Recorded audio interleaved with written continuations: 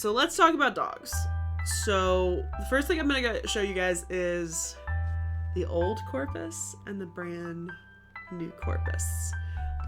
Because everything, and I will explain, if y'all have not heard, it's okay, Ash. You can watch it later.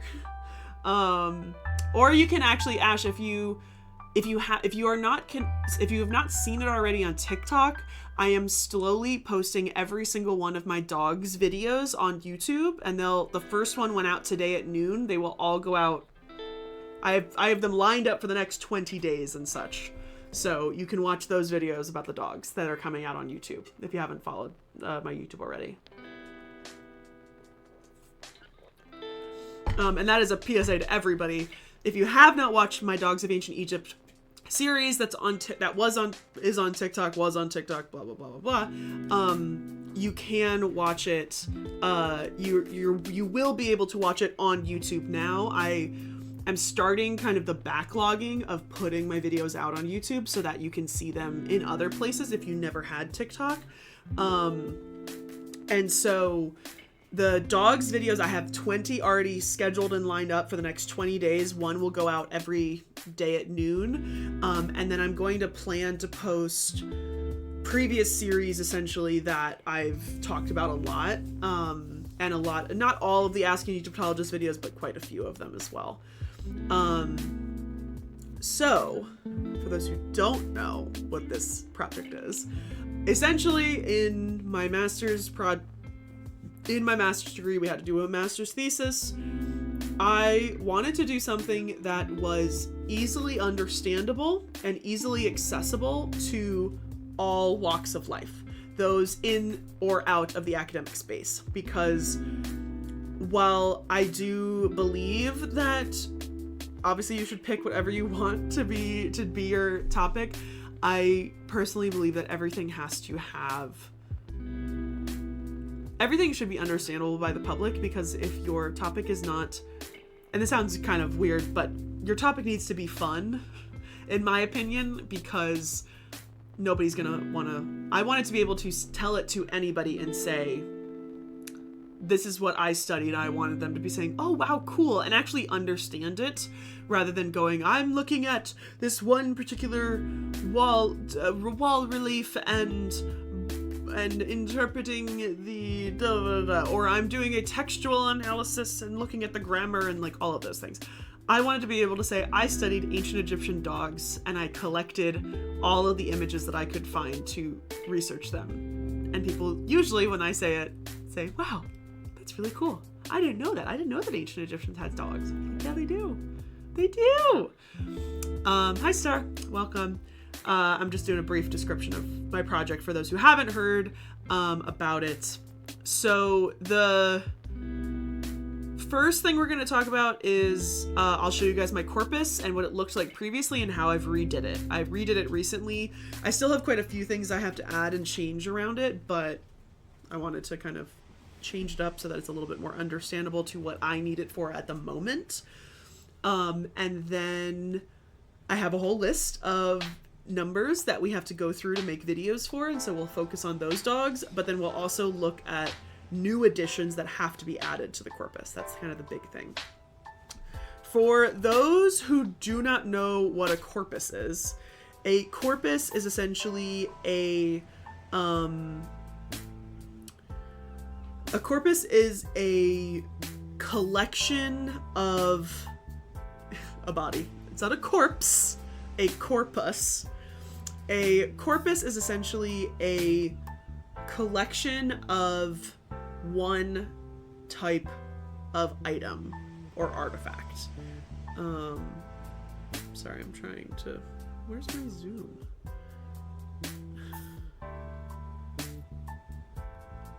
Nope. Zoomed in the wrong way.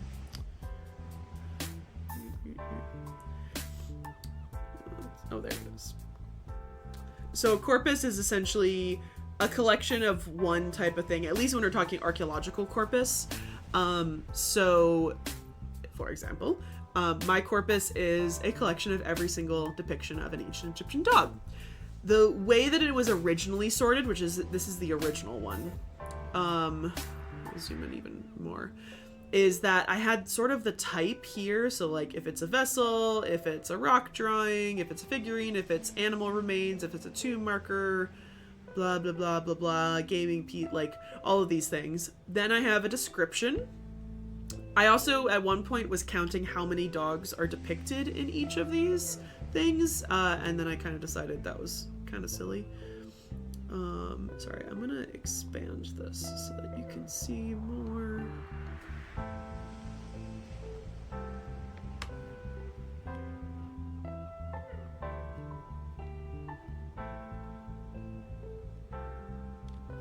I'm clicking the wrong button.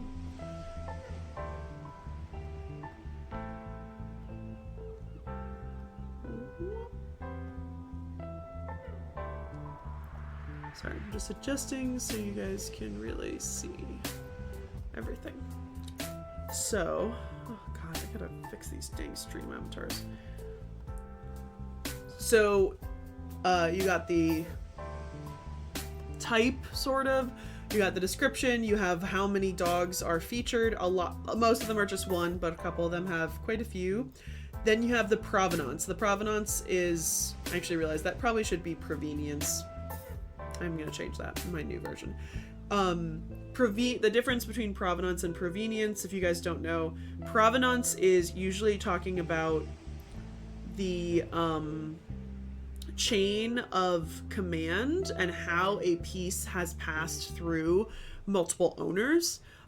Provenience is usually the exact location of where it was found, mainly pertaining to archaeological material, because you can do, like, you can literally say the exact location that it was found. And so you kind of have that leeway that you want. Then we have the date, and that typically is just the time period. Then you have the dynasty also listed, if you know the dynasty. There are a couple that I don't know, which you'll see. If I scroll through 5 or 6, unknown. If it's in a museum, then I have the museum name, and then I have the accession number. If it has a dog name, it says yes or no, and if it does have a dog name, it'll have the number, and then it'll have the actual dog name. Then we have any sort of links or books or sources of where this dog is mentioned, any sort of notes that I've written, just some extra stuff. Thank you, Silver, but it's gonna look even prettier when I show you the new one. This is the old one. That kind of started. The big thing that I needed out of my corpus is that I was categorizing them by iconography category. There's a better one, Silver. I literally just made it the other day. It's just different. It's not that different, but it's different because this is the one that I made based on what I needed it for during my thesis. I've made a new one that is what I need it for now, which is making the TikTok series. So, because you can essentially see that all of these ones at the end are tagged on at the end. And so I needed these at the beginning. So one of the most important categories for my thesis was the iconography category. So I was trying to determine whether or not those dogs were in a family scene, an agricultural scene, an animal scene, an offering scene. There's also burial, there's a playing scene. Like, I made essentially these different categories, and that's how I talked about them in my thesis. Also, I have an entire list of if I have a picture of it, which was also very important because I still have quite a few that don't have a picture. This one was, I don't know what this column is for, but I think it was saying if anything was figural. Then here we have what I've added since finishing my thesis is a catalog number. The catalog numbers are pretty simple. Essentially, they are the first two initials of the time period. So OK for Old Kingdom, then the dynasty, so 5-6 or 6, like 0.6, and then the number of that object in that time period. So this is number 63 from the 6th dynasty in the Old Kingdom, essentially is how I've categorized them. But the problem is that when I wanted people to request objects in TikTok, I knew that I could not describe to them this cataloging system, so I just went with normal numbers. So then you can see here that this is number 208. Technically, as you see, I had to make a separate category because I was confusing myself because the column number is 209, but obviously you have the description of that, so that moves all of them down by 1. So I had to have a whole separate list that has the proper number, and as you can see, some of them are pink, and it says here completed videos are in pink and requests are in purple. So if somebody requested the number, I write it in purple, I highlight it in purple, and after I finish the video, I put it in pink. Hi Pharaoh Nefer, what's up? We are talking about my master's thesis corpus and ancient Egyptian dogs. So ask any questions that you'd like. So this was the original corpus. It also had new additions. So I have gone through these. Most of these I have added, but when you scroll down to the bottom, there are a few here that I have yet to add, which we can do today, is what I'd like to do. Unfortunately, I had all of these charts and graphs. And they've now all of the this is what I need to do again, is I need to figure out how I calculated all of these, because they're all broken. It's been 5 years. They're all broken, unfortunately. This is the same exact chart organized by iconography. I have an entire chart organized by the number of the name, so you can see, and the number is by a couple different authors who wrote lists of ancient Egyptian dog names and numbered them. So you have number 1, although these are not in the right order. They should be in the right order. But I have all of the dog names here in order. And then I have an old dog names one. So this is the whole thing. I will say this original thing is on an actual Excel spreadsheet rather than a Google Sheets. And then when I started doing the TikTok videos, I needed it online and accessible for me because it's a really chunky Excel spreadsheet. So this has been converted and stuff. Pharaoh Nefer, I actually made a video about it recently. There are only 2 cat names versus over 100 dog names. And they're really boring. Oh yes, as evidenced by the XLSX. Yes, exactly.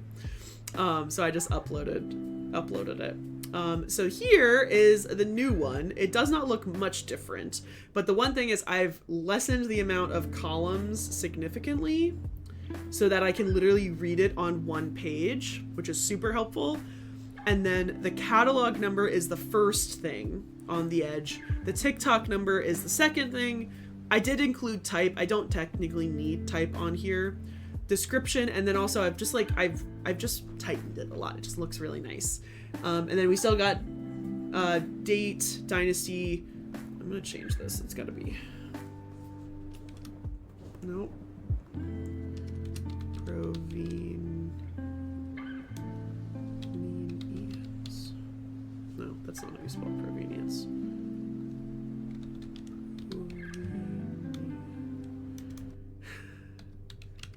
Maybe that is how you spell provenience. No, I was wrong. I was wrong again. This is how you spell provenience. Okay. So then you got museum accession number. I have, if it has a dog name, I didn't do 2 separate columns, picture, sources, and notes. Very simple. I cut out a lot of extra stuff. And then the big thing is that I want to add more in these description lines after I do the research of and make a video of it. Potentially I would love to add a link to the video, but that's going to be not until after I do the YouTube series, because if I put a link to TikTok, the TikTok probably is going to go away.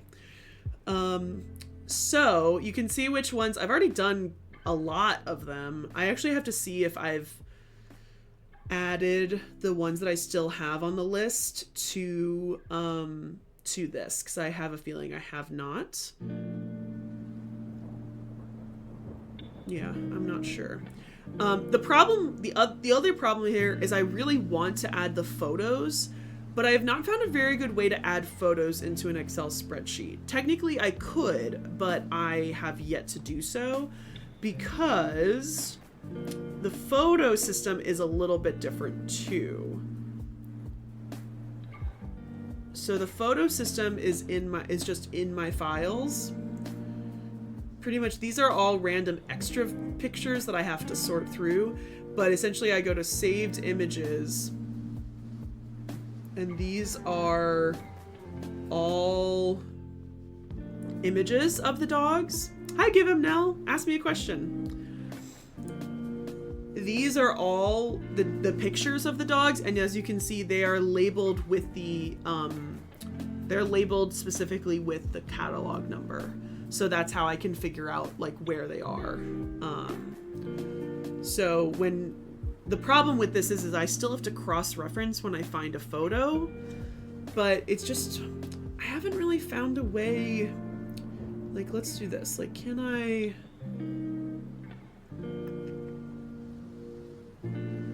Like, I feel like if I do insert... I guess I can do it in a cell.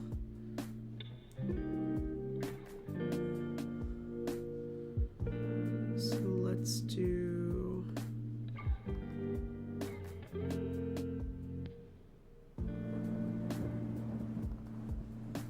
I'm not even sure if this is the actual one. So yeah, I could save that in here. Maybe that's... Except that's also not the right one. I need to look for PDN11. Let me try that one more time. Maybe that's what it was, is that, remember, see how it said new, that's like a new option? Maybe for some reason you could only do it over the cell, and that's why I hated it. And now you can do it in an actual cell. So I'm looking for PD. I will answer your question in just a sec. Now let me find this number. PD. So PD stands for pre-dynastic, and then N1 stands for Nakata 2, and then, or Nakata 1, and then number 1. So this one here. So yeah, I guess it's like, it would just have to be as big. And so this one is a, oh, that's not what that is. What the heck?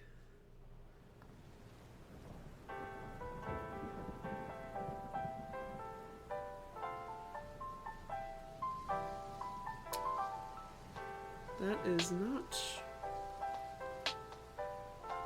well, that's not good. I have a question on the earliest hieroglyphs. Are these legible if we manage to identify the oldest glyphs to their more modern descendants? So, the earliest hieroglyphs are little labels, and they're usually only like one glyph. And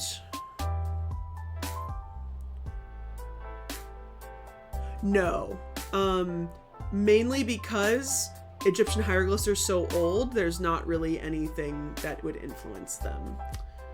The only thing we really have before that is cuneiform, and that's kind of it. And it's obviously not, because it's not the same. It's a very different writing style. I wouldn't say it's the other way around, because there's not really other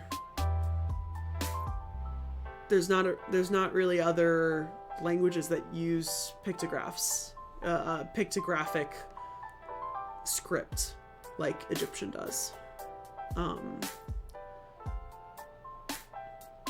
Hieroglyphs are probably because they came up with a language around the images for the things that they saw around them.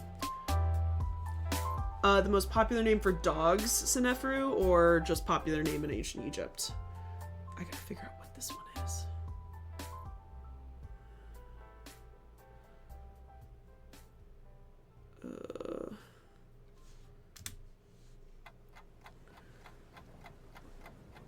I'm thinking maybe this is... N. Do I have any ones that are just... yeah. Okay. PDN1. This is... We don't know what Nakata period it is. Okay. So that's this one. Yeah, I might do this. I might do this tomorrow, is add some of these images in here. Because it would be so much simpler, because unfortunately when I'm doing the research and I'm like not at my computer, I can't access the other thing. I can't access these photos. So that's this one. You're welcome, Nell. For dogs, let's look. So we'll go back to my old one because I have all the lists. Oh, actually, wait. I have this in my notebook. I wrote a list of all the common dog names. So let me find it. It is in here somewhere.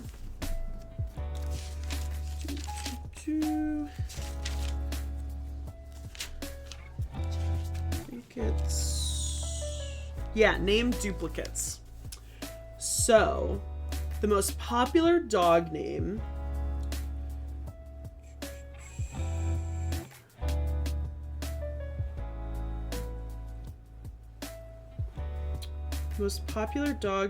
is Abu.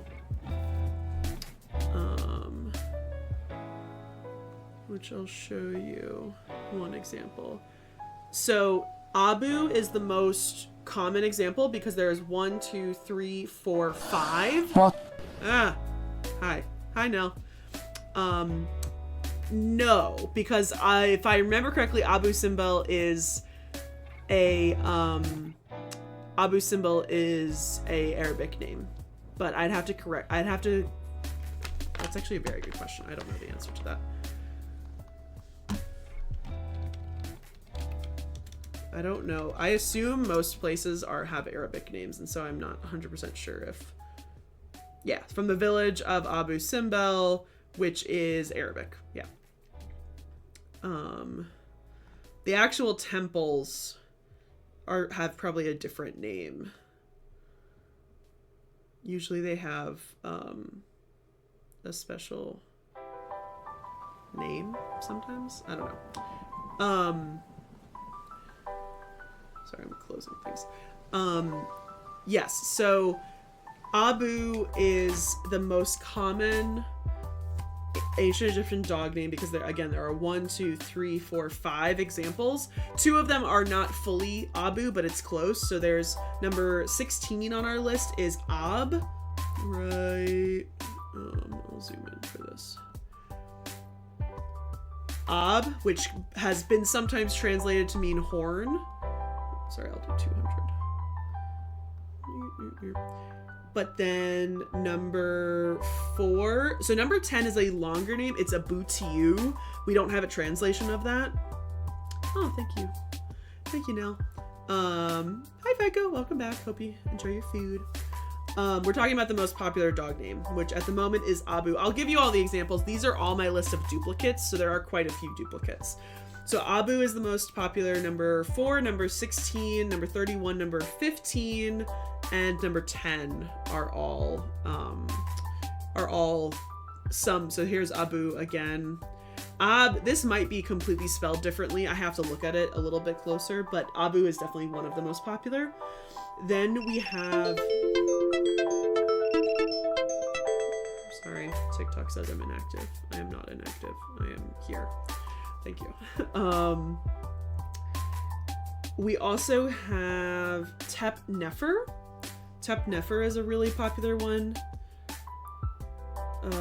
Number 88, number 87, number 62, and number 25. Where's number 25? Here it is. Tep Nefer. It means beautiful head. Could mean good start. It could mean a couple of different things. But Tep Nefer is a good one, is a very common one. There's also Inky, number 8.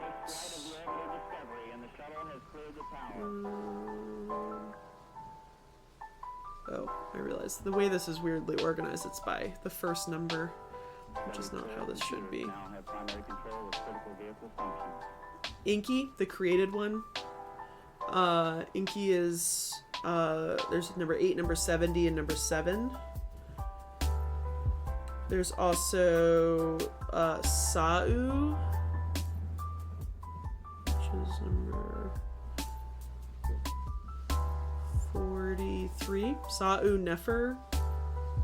The Good Watchman, or the Shepherd. That's another really common one. But Abu is by far the most common. There's a couple other ones that... Although, I will say, a couple of the other ones, there are two versions of there are two different dogs named that because they're in the same tomb. And they're listed at two different places in the tomb. So they have the name, two different places. But this is essentially counted by how many individually named dogs there are. And I believe my number is 96. I'm actually not over 100. Or no, wait. I gotta look at it again. Yeah, I think we're fairly close. But yeah, so this is my new corpus. It's very well, I'm very proud of it. I'm very happy with it. I can see everything on one screen, which is nice. I don't have to scroll back and forth. So the couple things that we have to do is we have to add a couple, which we can do. And then I want to kind of do some research and then we can kind of look deeper into it. So over here, I have a couple new additions.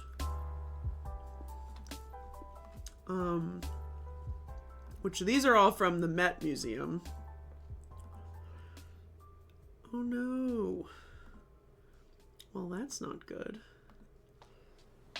And then this one is from the Emory. Oh my god, it's so cute! How cute it is! Okay, so this one 551835. I'm gonna try to just change. I'm not gonna try to delete the rest of that. Aha, yes. Okay, I do need to add that one, so that did work.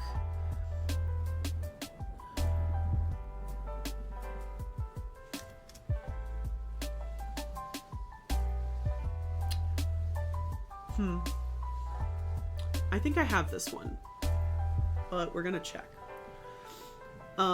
So the cool part about this is that, so we have 4 that we have to add here.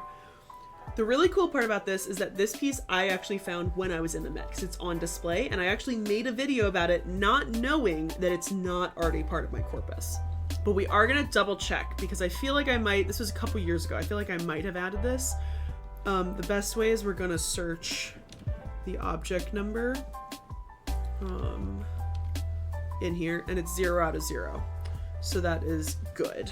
The other way we can do it is typing in the Metropolitan Museum of Art, and we can just or actually we can do this and search that. No, that doesn't count. Never mind. I'm just making sure that I don't have any Metropolitan Museum of Art ones that don't have an accession number. That one does.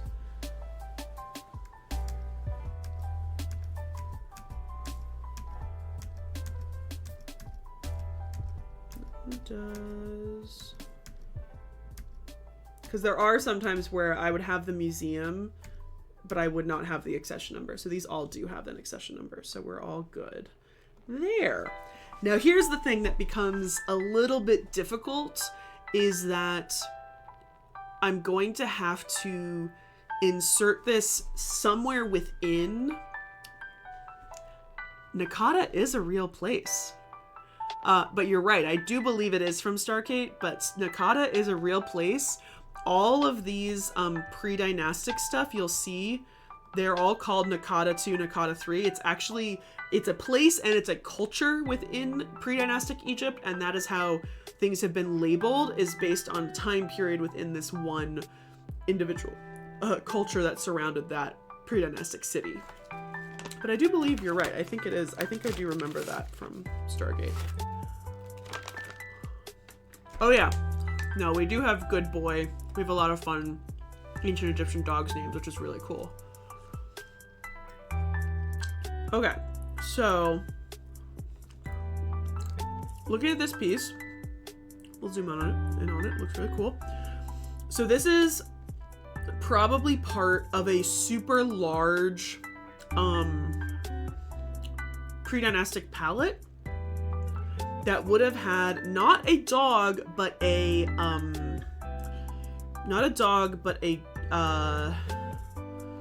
African wild dog. But these two here, these are ancient Egyptian dogs. Unfortunately the back doesn't have anything on it. But do I still have that?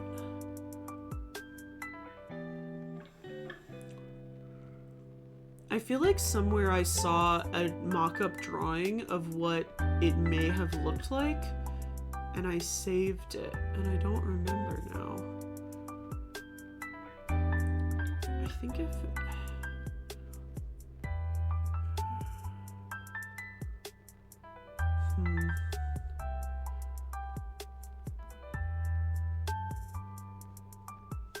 Is it in here? It says that this is published in this Dawn of Ancient Egypt publication, and I'm wondering if they talk about it. Oh, why did you scroll all the way to the beginning? Oh my god, this is 290 pages. Look at that. Look at that little... This piece, oh, sorry. Oh god, I went to the... This piece, this is the piece that we're talking about. This is a piece of a pre-dynastic palette.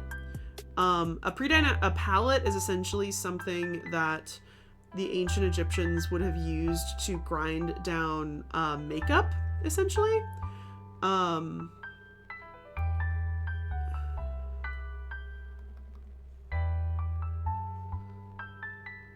does it keep resetting? Keeps going back to like the page that I'm already on.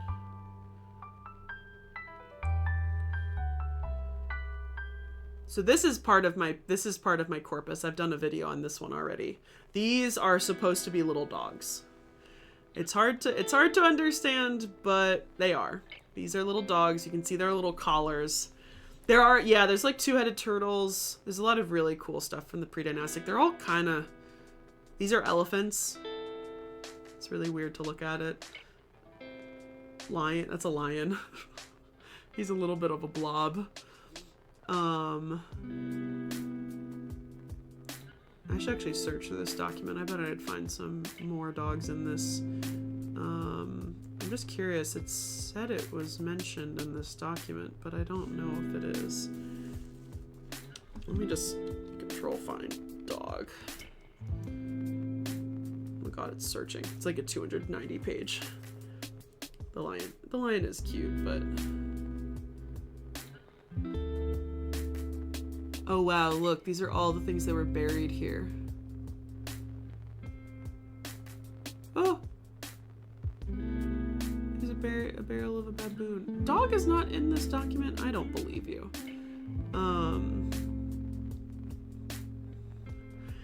But these pieces, I will say, not all of these are from the Met. A good amount are from the Met, but I recognize a couple of these as pieces not from the Met. Oh, that's a very interesting piece. You're at the Met? I'm getting more ideas for videos looking at all of these. Okay, here we go.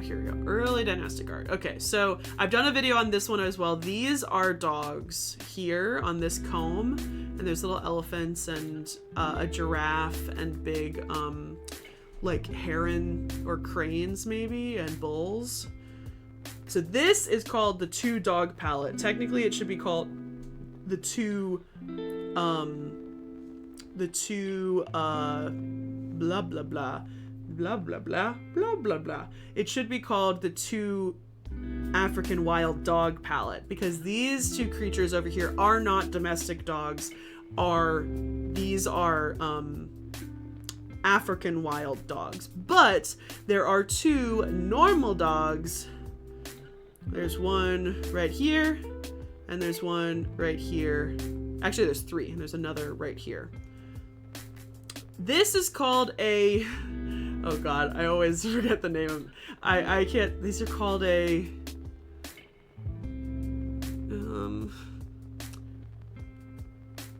These are all found from all over. This is in the main deposit in Hierakonpolis. God dang it, what is this one called? This is called, they're called it says sauropopard. Sauropopard? Sauropopard? Sauropopard? Something like that? Yeah. A sauropopard. Sauropopard is a mythical animal from ancient Egypt and Mesopotamia. The word sauropopard is modern coinage. We don't know actually what it's called, but it's a mixture of serpent and leopard. And they got real long necks that twist around. They're also here on the Narmer palette. And then the 2-dog palette, also known as the Oxford palette. So this is kind of probably what the actual piece, this smaller piece, see this guy's chest? That's the same thing here. You can see. This actually has more dogs than I thought. I think no. African wild dogs have these circular ears. The actual dogs don't have these ears. They have little lop ears. So what I'm hoping, so here's another palette. You can see they always have the big circle, which is where the actual grinding of the materials would be. Okay, so here's another dog palette. These have giraffes on them. Ah, here we go. Palette fragment illustrated a wild dog nursing. Oh, interesting. Huh. Is that what this says on this website? This doesn't even have a description. Also, it says not on view. I literally saw this 2 years ago. It's very interesting. So that does make me... Oh no, it says illustrating a wild dog nursing domesticated puppies. Interesting. Okay. Oh, that's what this is called, the 4-dog palette. Because there's 4 dogs on it. So the reason I was searching for it was for this, but I thought I could have sworn I've seen a reconstruction, but it might not be there. Okay, so we go to our, we'll copy this link. So what we have to do is we have to find a perfect place to put this. So this is in Nakata 3. So we will go down to Nakata 3 and we will find the, yeah, so this is the last one. So we will insert 1 row below, and I'm gonna put the link in there, and then this now will become PDN3.8.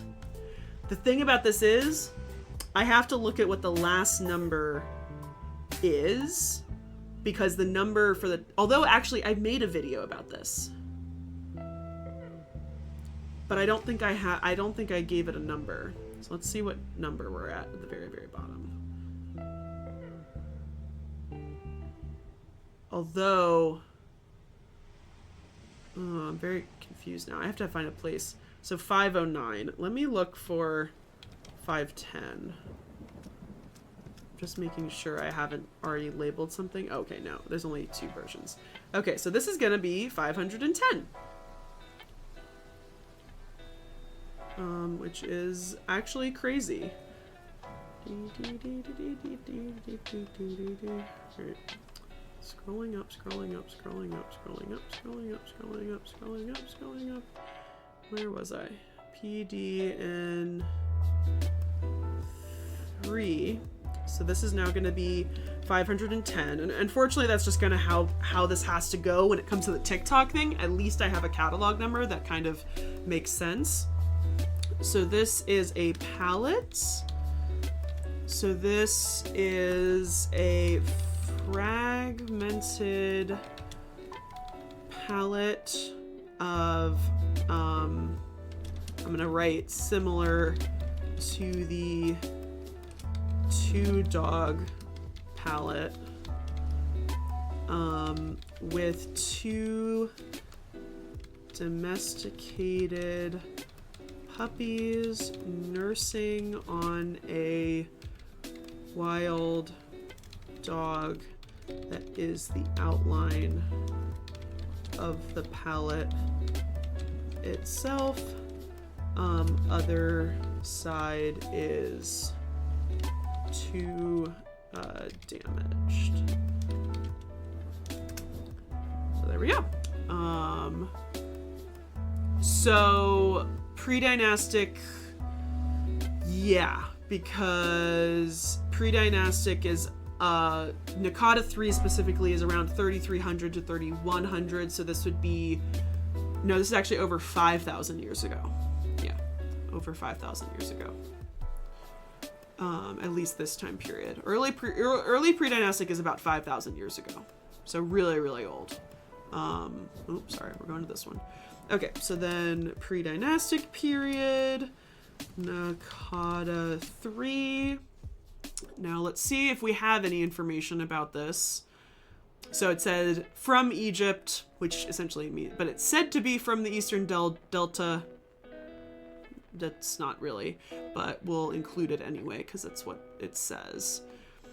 We'll say Egypt, said to be from the Eastern Delta. I've never heard of that word before. Managat. Never heard of that place. Managat? Is that how you spell that? Agat. Managat. So there's that. We then say it's at the Metropolitan Museum of Art, and the accession number is this. Accession numbers within the museum have usually a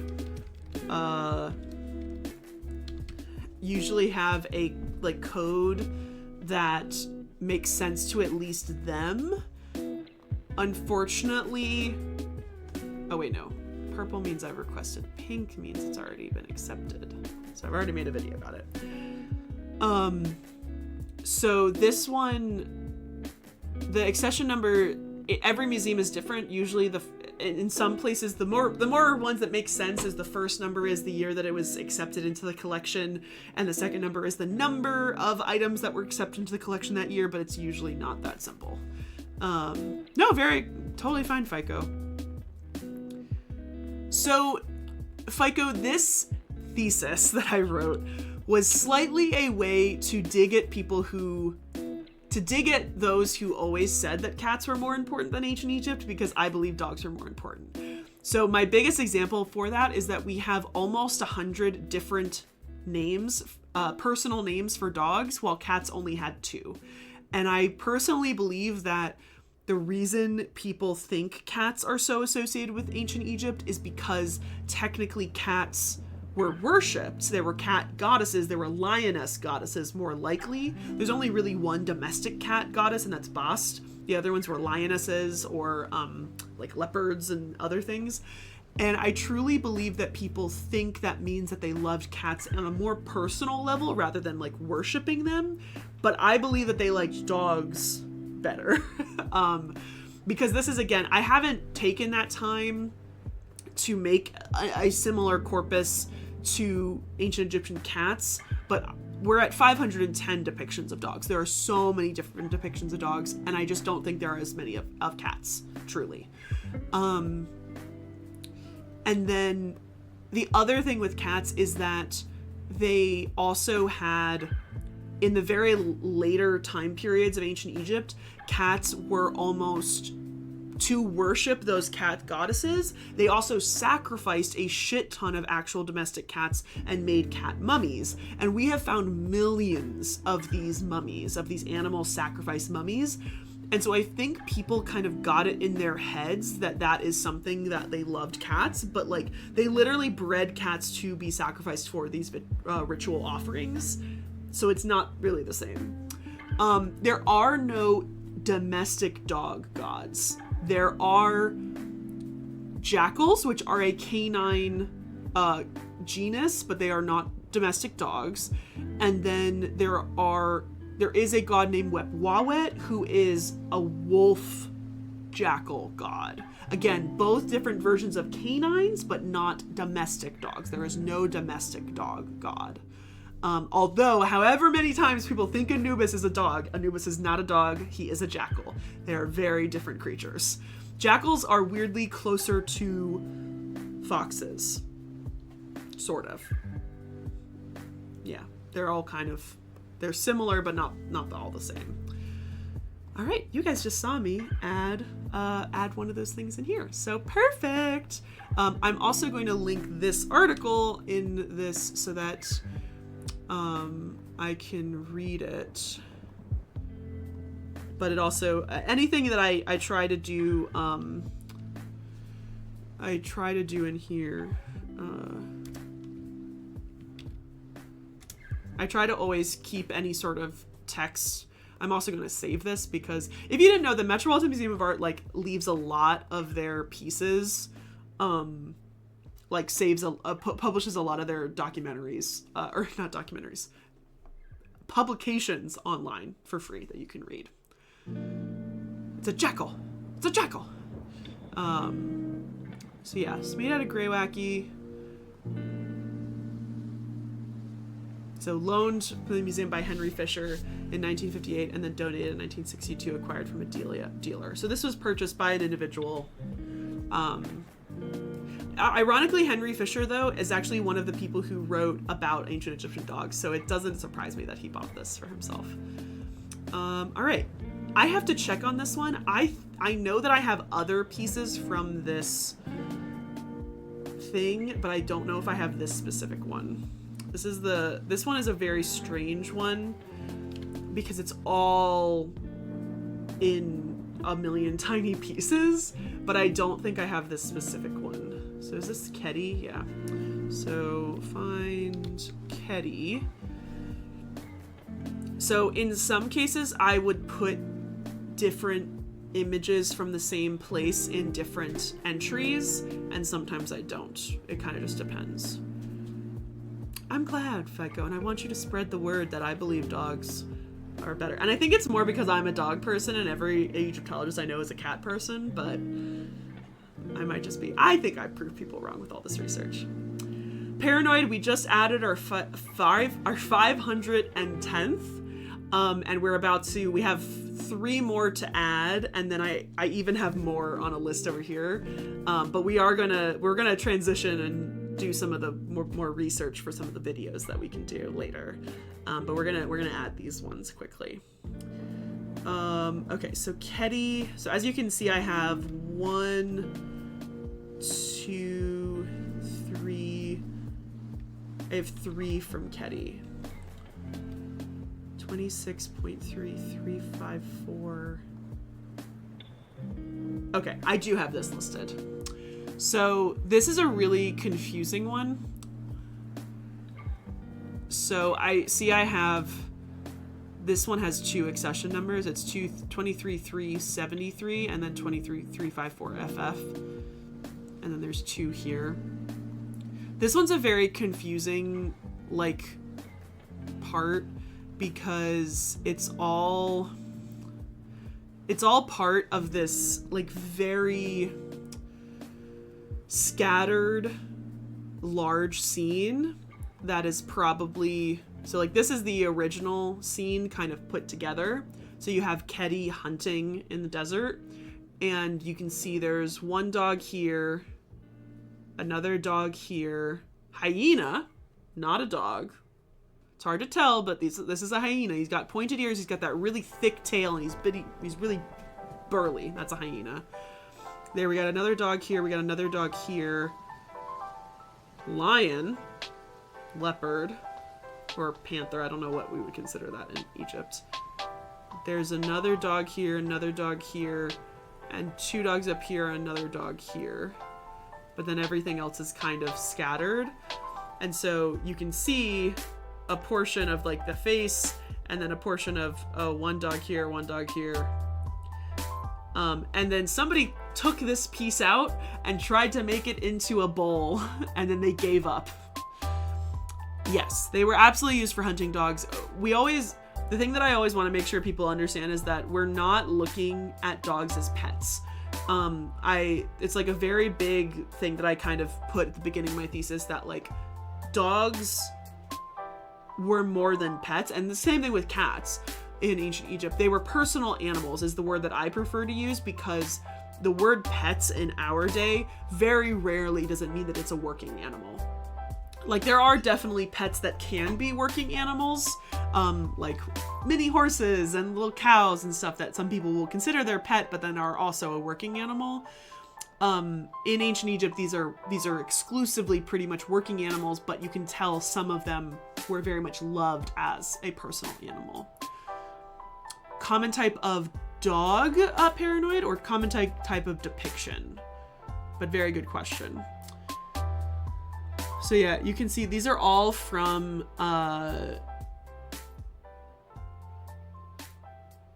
the tomb of Keti.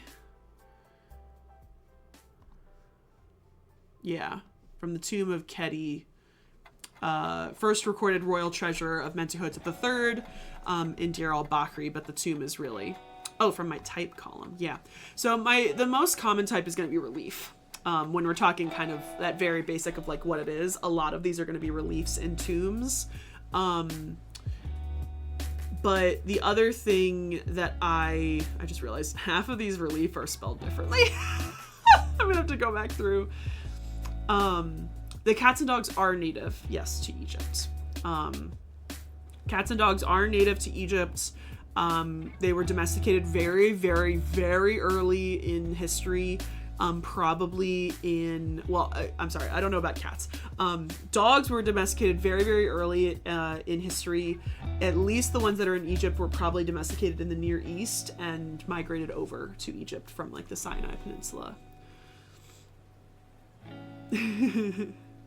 Guide dogs, they're very smart. Yes, PyroKitty's Tavern. I will show you some examples. So I don't explicitly say breed. Pharaoh Nefer, I'm not sure about leopards. I don't think leopards is the right word. I think it might be panther. Or maybe it's cheetah. One of those is only native to Africa, and I actually don't know which one.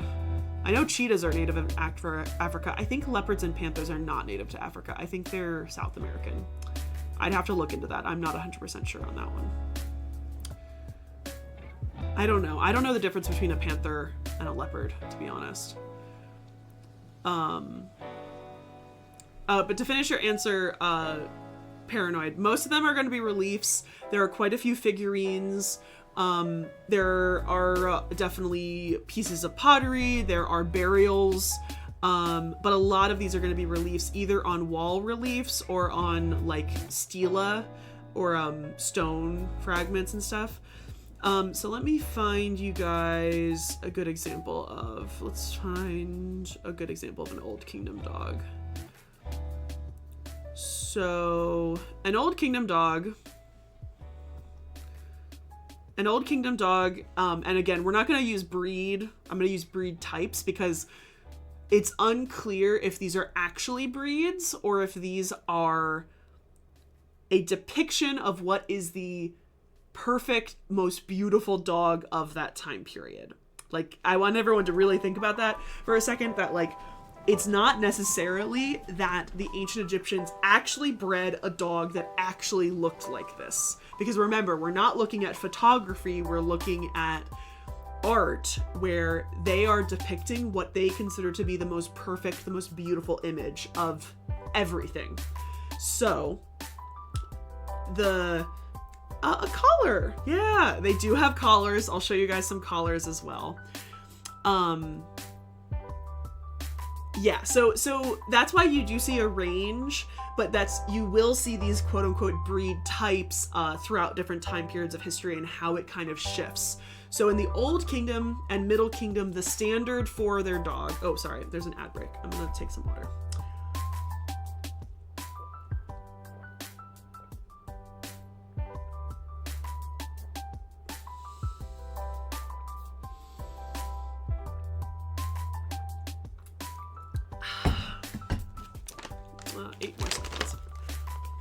Water.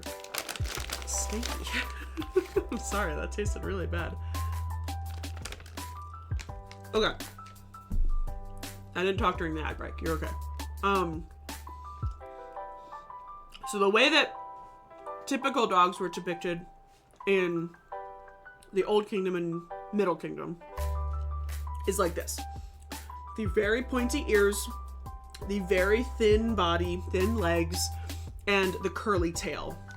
And honestly, there are even curlier tails. Let me find one. Look at this guy's tail. Look at that. Curly like a pig, all the way up. And they do have this kind of tied collar. It's like a string that's tied multiple times around and then has a knot in the front or in the back. So those are kind of the standard types of dogs for that time period. Then you get to the New Kingdom. Well, actually, no, let me show you a Middle Kingdom one. So Middle Kingdom kind of does a range. You will sometimes see see the curly hair and the thing, but then you also start to see the lop ears. So like a Labrador nowadays. And so you do also sometimes see corgi type dogs. So curly tail, pointed ears, very short. But then you can see this one's got not so curly a tail, just a little bit curly, and has these long lop ears. That's Middle Kingdom as well. There's one of the corgi ones again.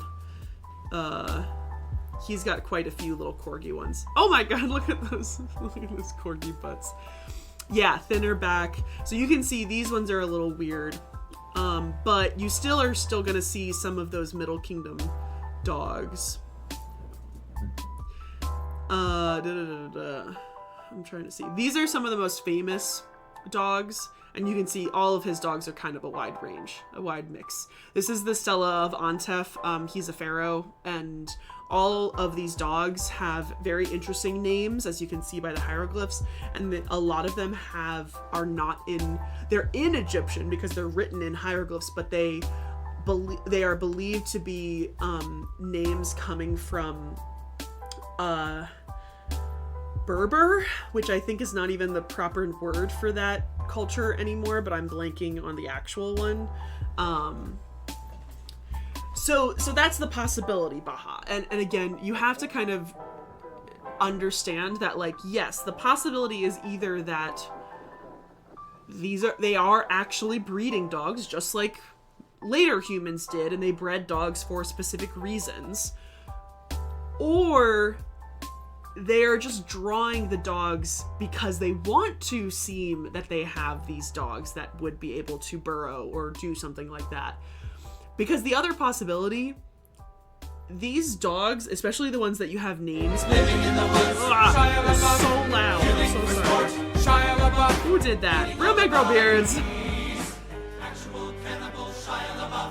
I'm so sorry. Apologize to everyone, Real Negro Beards. That was so loud.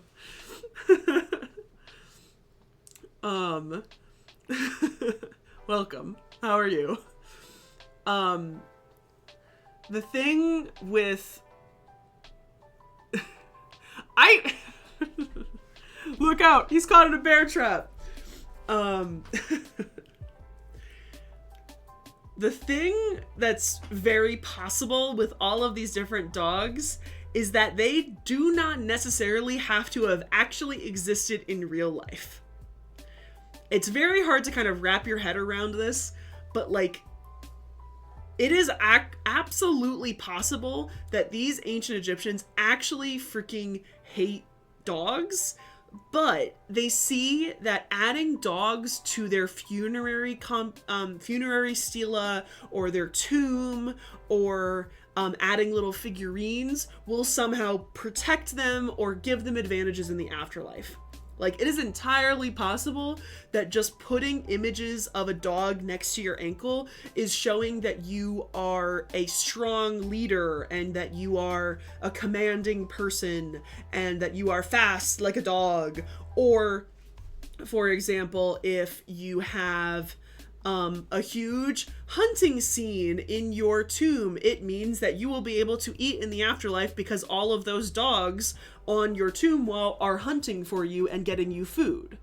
Like, you have to kind of understand that, like, there is a possibility that they didn't give a shit about dogs, but like actual physical dogs, but that they thought that they were so important to put on their tomb because they needed them in the afterlife. I don't think that's the possibility, but you do have to give it the benefit of the doubt that there might have been some people that thought this.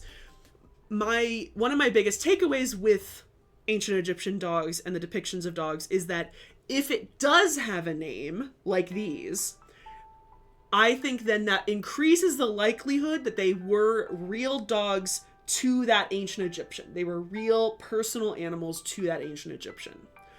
Because why would you take so much time to pick out a name and ask one of the artists or the carvers to carve out the name on this tomb wall for this dog, if this dog was not real and did not mean anything to you? That's kind of my personal opinion about like how that kind of works. It's really hard because I feel like they could be and they couldn't be, and it's just on a case-by-case basis. The other really big takeaway that I kind of took away from my thesis is that you cannot just look at an image of a dog on a tomb or on one of those things and say that is a pet. Like dogs in ancient Egypt are on a case-by-case basis based on the context of the art that's around it and stuff. There are 2 cat images with names. There are 2 cats with names at all. So we have almost 95, almost 100 differently named dogs, and there are 2 cat names. The 2 cat names that only existed. Thank you, Silver. That's what I'm trying to prove. The only 2 cat names. There is one cat that is named Nejem, which means the sweet one, which is one of the most common ancient Egyptian names ever. And then there is one cat who did get a sarcophagus. I will say that cat is definitely superior to a lot of the dogs that I have named on this. But there is a cat that has a sarcophagus because it was a cat of Prince Tutmos, who was Amenhotep IV / Akhenaten's older brother, who died young.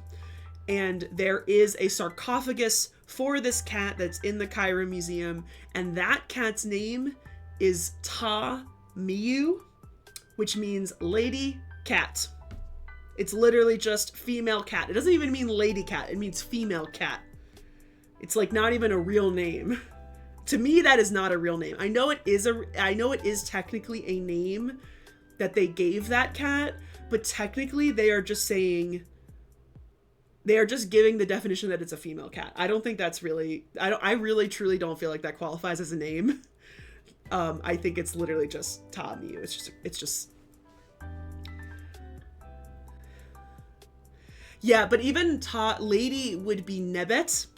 Like, people say it's lady cat, but technically Ta just means is the female pronoun to cat. So it's she cat. She cat is a better way to actually say it. It's just female cat. Like, it's not even lady cat. If it was lady cat, it would have been Nebet Miyu. Lady cat. Nebet meaning lady. So yeah, so these are some of the different dog types. The other ones, when you go down into the New Kingdom, you see a newer dog type. This is kind of a sort of, you get the lop ears and you get the long tail. I need to find a better example. This is one of the best examples, although minus the size. This is like a really good example of like what a New Kingdom dog looks like. Yeah, Mrs. Cat. Yeah, Mrs. Cat is even better. Is better than. So the New Kingdom cats. I know this looks like a Great Dane. They do all have this spotting though that looks like a cow dog. They all really do. If they are painted, a lot of them have this like spotting that kind of looks like cows. He's not Great Dane. It just, in this case, it's hierarchic proportions, which means that the dog in this case is more important than the human attendant who is in front of him. So it's not that the dog is bigger than the human, it's just that the human is insignificant against the dog. That actually is in a museum in Australia, which is really cool. I always think about that piece. Let me find, where are the collars?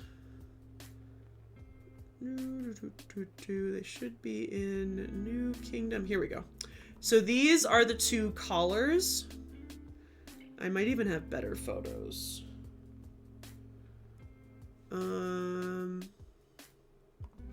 Give me like 2 seconds. Where did I hide all of those? Luxor. Or no, wait, no, not Luxor. Cairo Museum. And it should be, although, dogs. Here we go. Here we go. Here are the dog collars. So they're very hard to see, unfortunately, and I didn't get the best photos of them. Zoom in. So these are my personal photos. Why can't I zoom in? Hello. There we go. Okay. So the first one over here has horses all around it. And then this one is very hard to see, but it actually has dogs attacking, like oryxes. It's not, they're made out of leather. It's not even that, well, unfortunately. But I believe it's this one has an actual name of the dog on the collar. And it says, what does it say? It says fudge cakes. It says that's the image of one. Oh yeah, so here's the drawing of the dogs, a very mock drawing, but what the collar looks like. And then this is the other one. Oh, and there's the dog. I'll show you that picture in a second. Dang it, blanking on the name. It's like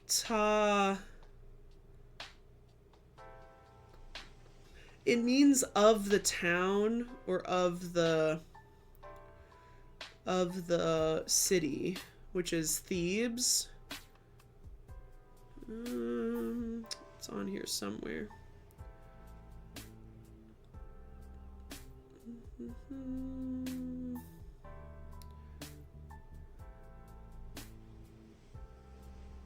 Yeah, so it says Ta Net Niut, which means those, specifically it means that of the city, but the city means Thebes. So it's those of Thebes. So it's literally labeling the dog as one of Thebes, which is fun.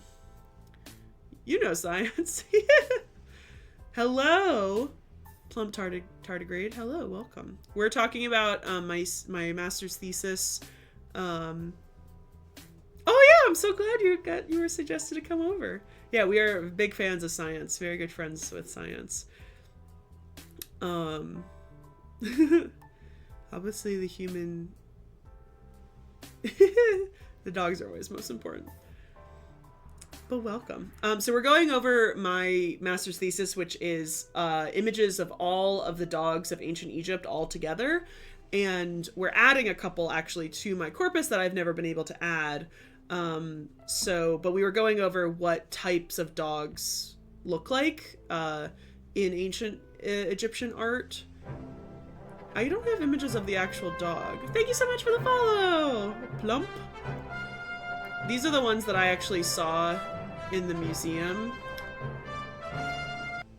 And actually, you know what? I need to add one of these to my list because I don't think, not all of these are on my list. I think this one is, but I think actually,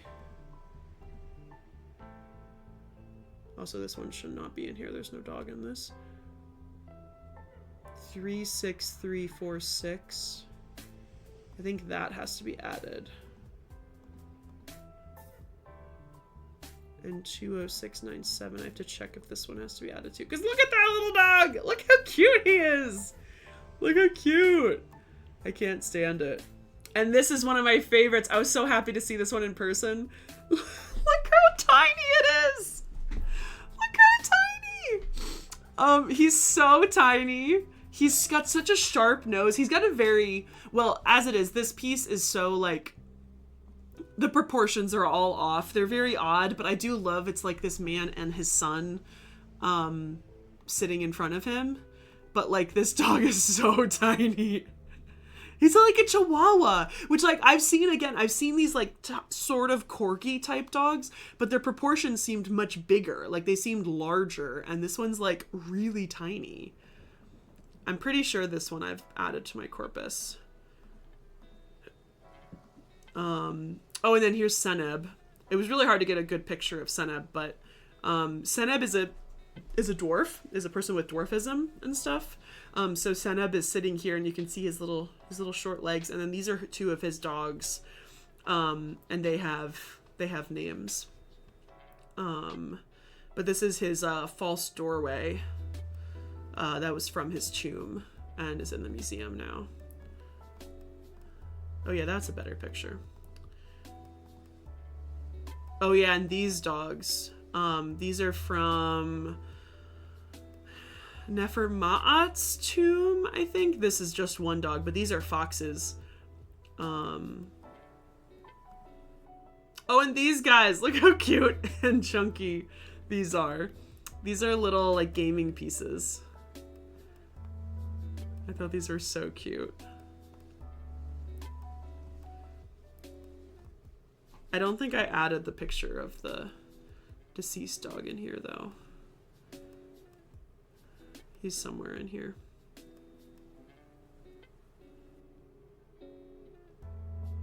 Is this him? Oh no. This is just a museum.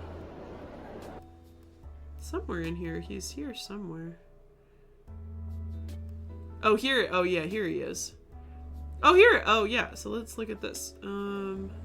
This is the cat sarcophagus that I was telling you guys about. I forgot that I've seen this in person.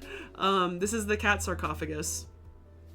So yeah, so here it says Ta Miyu Mahaheru, meaning the deceased one, or the venerated one. But yeah, here's the cat sarcophagus with her little offering plate, and then a version of her in a actual like sarcophagus and stuff. Yeah, it's relatively lifelike and stuff. And then this is that stela that I was showing you with the four dogs and their names. And 1, 2, 3, 4. There's actually, I think there's thought to be there's one over here. Did I take a picture of that one? Yeah, there we go.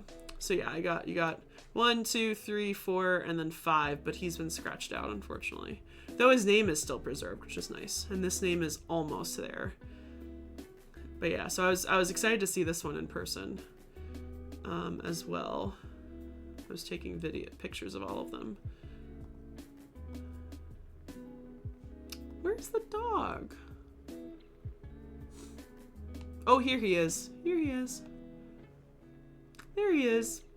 So this is a real mummified dog and a mummified baboon, and he was found, like this little image shows. They were found. He was found leaning up against a tomb in the Valley of the Kings. Both of them were kind of just found. He was like, so his bones are permanently like stood up like that. Like he kind of just stands like that. But he's dates to the New Kingdom. Unclear, unfortunately, like he's just found in this really, really small, like 1-room tomb in the Valley of the Kings. And so the likelihood is that he and the baboon were potentially pets for somebody, for one of the pharaohs that were buried. I think the current theory, I'd have to look it up again, but I think it's like closer to right after Hatshepsut, I think, like one of the Tutmoses, I think, because the real good theory is that the collars that I showed you were also found in the Valley of the Kings in a tomb of Amenhotep III. Okay, yeah, so a little bit later. I was getting confused. Amenhotep II. Okay, a little bit later than I thought. But the other theory is that these potentially could have been the pets that were associated with the collars that were found in the tomb of Mehi Peri, but Mehi Peri is a little bit earlier, so they're back and forth about like timing and such. And there was no text. There was really nothing else kind of found with the animals, but they are really cool.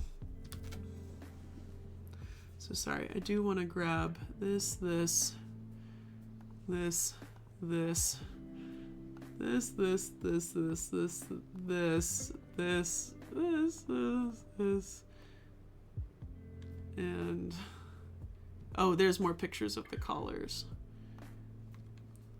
I thought I had more pictures. I gotta move this too. I have a whole folder of all the dogs. So not even a side room, it's an individual tomb that is literally just a one room little tomb. It's more kind of talked about as a cache rather than a tomb. It's just this little kind of one room little thing. So yeah, so those are the types of dogs that you'll see. A studio tomb, yes. A studio tomb. Let me see if I can find a picture of it. A tomb with a dog and baboon. KV50. Yeah, this is the tomb. Do they have a drawing of it? Let's go to the Theban Mapping Project. That's a good idea. So here's KV tomb, KV50. And there's the plan. There's the plan. It's two rooms actually. Entryway A and chamber B. That's it. It's pretty simple. That's all you got. Just two little rooms. But you can see a little bit more detailed. So there are a couple of these in the Valley of the Kings. So there's KV51 seems to have the dog. Yeah. So not KB. And then there's a Tutankhamun cache. So these are just kind of the really, really small tombs. Yeah, wait, I want to see KV. Bring me back to the beginning. If you haven't gone to Theban Mapping Project, it's a very cool website. And you can learn a lot about everything. So this is the whole Valley of the Kings. So I'm looking for 51. So 51 is all over here. Oh, I can't zoom in anymore, but they're all over here.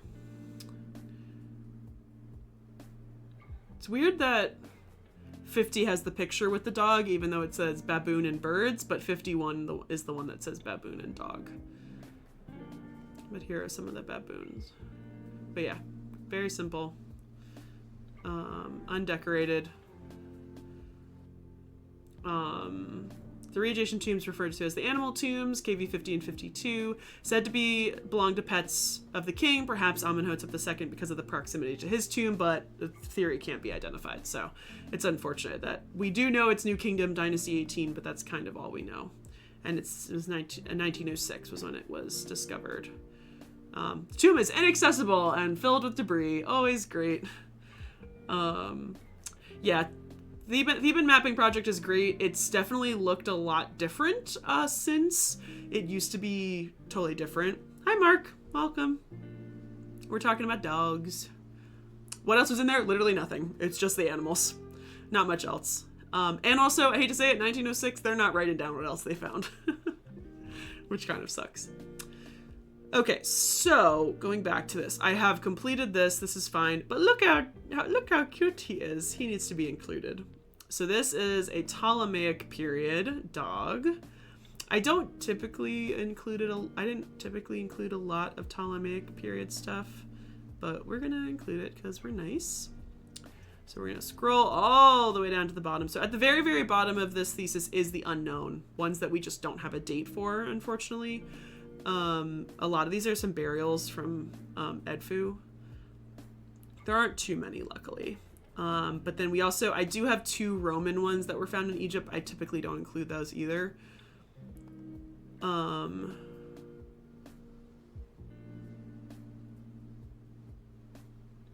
Oh, Nubia. Got it. I forgot. I do have a couple from Nubia as well. So Ptolemaic. There's no middle. There's no like thing to kind of distinguish Ptolemaic. So we will insert one row below. So this will become PU5. It'll also become number 511. It is a figurine. And it is a reclining dog. Reclining dog. Is he made out of faience?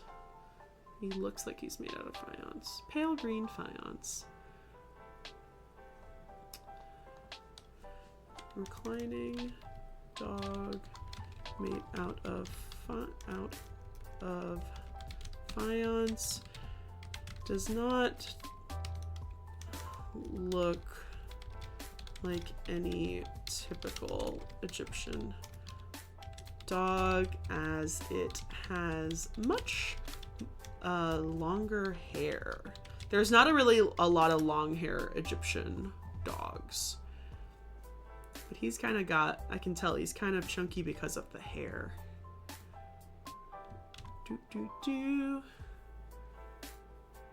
There is a possibility that yes, it could have been moved by robbers. The rest of the things that were in there could have been taken by robbers. That's possible. But yeah, we're not 100% sure. And that could be robbers in antiquity, or possibly, well, it wouldn't be robbers after 1906, but it would have been possibly robbers in antiquity. How excited was your thesis advisor that you were doing something included dogs and animals? Not excited, because my thesis advisor was an asshole. And I've talked about this before, but yeah, he was, let's just say he will say this. There was a lot of problems with my master's school. And I've talked about this before kind of openly, that like I really wish no one, I feel bad because yes,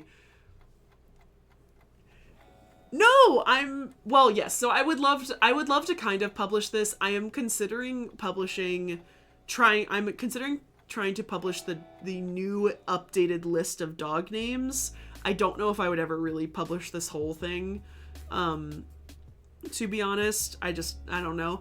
I am doing this because we're doing the TikTok series. That's pretty much what we're doing. And also, Mark, since you weren't here earlier, I am finally starting to post this entire series on YouTube, starting literally today with the first video. Every video will go out at noon on my YouTube page. So you'll be able to watch the entire series. There's over 50 parts so far.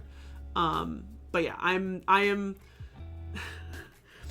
the thing with my thesis, the way that my school worked was just not, they didn't do it well. Essentially, in your second semester, your freshman year, you had to take this methods class. And it was a methods class that was required by the art history department, but it was not really catered well towards the students who were doing Egyptian art and archaeology. They were catered much toward the modern art history students. So it was a really difficult class for a lot of us, because a lot of us had archaeology backgrounds. We didn't really necessarily have modern art theory class background.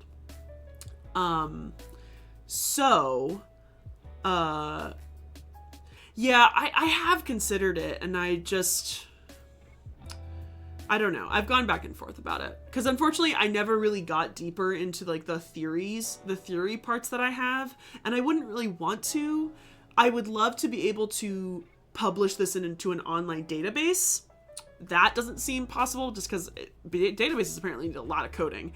But if I keep it as a TikTok series and people see it and know about it, then hopefully they can reach out and learn more about it. It's on my website. You can read my thesis online. It's on my website. You can read it there. So, but yeah, so the thing was, in this class, it was not very clear to us, but you essentially started having to pick your thesis topic. And so I started thinking about my thesis topic, it took me so long to pick one, and not because I didn't have options, but because my teacher kept shutting them down. And the problem is that they asked us for the class to have an advisor. They did not tell us that this is the advisor that you would have to have for your thesis. Like, they just didn't mention that. So all three of the people in my particular program picked our director. There was only 4 professors really in our school. So we all picked the director, and she helped me, and not well, but she helped me. And I got to this topic. I'm not even joking you. All of us, so me, the director, and 2 other my people in my year, were walking back from a lecture on campus, and she came up to me and she was like, I can't take more than 2 master's thesis like as my main advisor, so you're gonna go to this professor as your main advisor. I already asked him and he said okay. And I literally was like, okay, wait, that's not what I of course was too scared to say anything, pretty much. If I had realized that this was going to be the advisor for the entire project, I would have picked the 3rd teacher, who I already had a personal rapport with because I was her personal graduate assistant, because she was the curator. I would have picked her. Even though everyone else kind of hated her, I would have picked her. But essentially, she forced me to go with our language professor, who was obviously very smart, but he had been an asshole to us for literally our entire course. He thought he was uppity because he worked his way out of a trailer park to go to UPenn and teach and be like an expert on ancient Egyptian language, and told us very openly that my professors tried to kill me by teaching us this language, and I'm going to do the same for you guys. Like, was very uppity and rude, and clearly on the autism spectrum of not knowing social cues and just being absolutely like rude to us all the time. And he was horrible to me. Yeah, my professor did this to me, so I'm gonna do this to you. It's literally like the worst fucking thing in the world. So the whole big problem is that I finished this thesis in quarantine in 2020. And the worst part about it is that I knew that he was stuck in his goddamn house and he wouldn't email me back about anything. And at one point he yelled at me via email because I asked him why he hadn't sent me revisions to something I had sent him immediately, and he did not read my full email and assumed that I had said, why have you never sent me revisions? And was like, you need to check yourself. I wonder if I can find that email. I don't know if I could actually. Actually, yeah, no, I don't have my Memphis email on here anymore. It was so rude. I wonder if I could find it in my text, though, because I did send it to everyone. I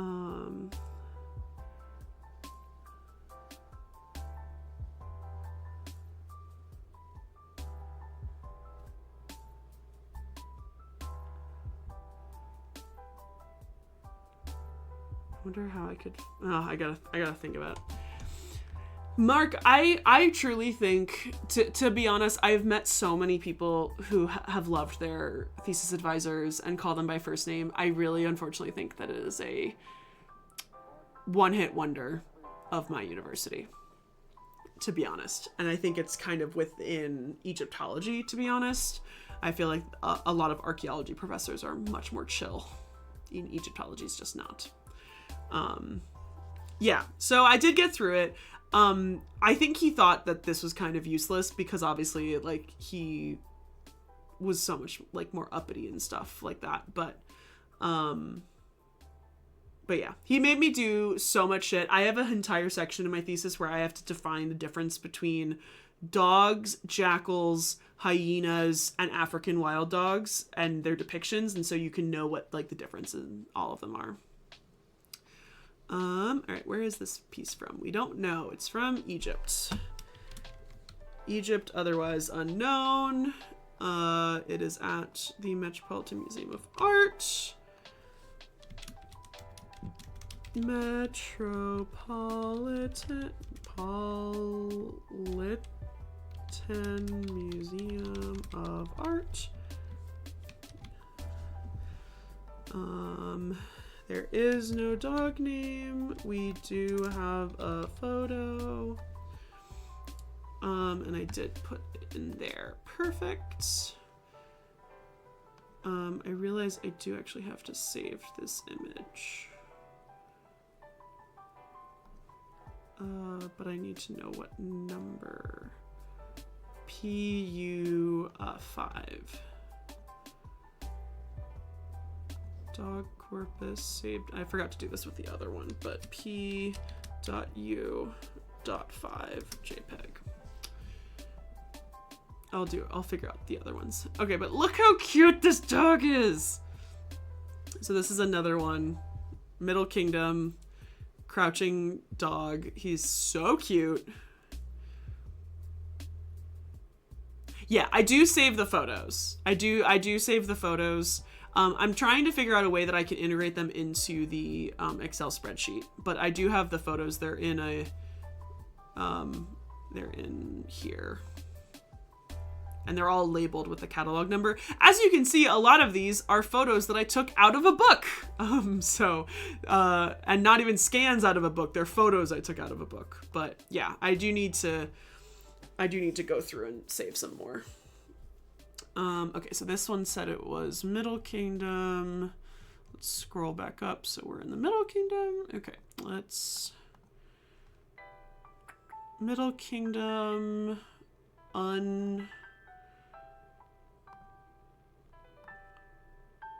Unclear on the time period, which means it would be a Middle Kingdom unknown. So that's here at the very end. So insert one row below. We'll put the link there. So that's going to be MKU.37. And then for the TikTok videos, it's going to be 512. It's going to be a figurine. It's going to be crouching spotted dog with pointed ears. And I go back and I add these more just big descriptions. Oh yes, undergraduate is anything is below master's. Undergraduate, master's, doctorate, pretty much. There are more like smaller differences, and in England there's a lot of different indits. But you're right. In UK it's undergrad, postgrad, so it's a little bit different. So Middle Kingdom, unknown. Where was this piece found? Does not say, which would mean that it's Egypt, otherwise unknown. Oh, provenance purchased. Yeah, unknown. Egypt, otherwise unknown. This is in the Carlos. What is the full name of this museum? Michael C. Carlos Museum. Michael C. Carlos Museum. We'll say Emory University, and then the number is... So yeah, so you can see this one, this museum, they do their numbers by year. So in 2006, this was probably the 16th item that was put into their collection, and then who knows what the 2 means, but like that's usually sometimes that's how they do accession numbers. It's not always the same, but that one's at least obvious to me that it says 2006. And when you look at their page, you see it was purchased in 2005 and probably donated in 2006. Yeah. Okay. So is that it for that one? Oh yeah. There's none. And yes, we do have a photo. So I will, what number is this? This is going to be MKU 37. Save image. MKU 37. Save that. I do have to go back and do it with, what's that one? This one. Or no, not that one. This one.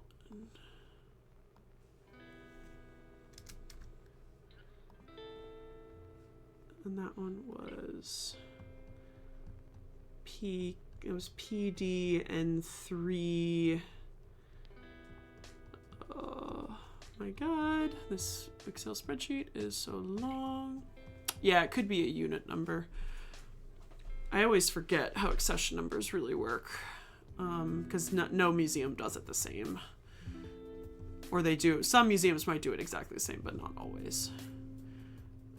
PDU... No, it was PDN3... 8. PDN3 8. Save image.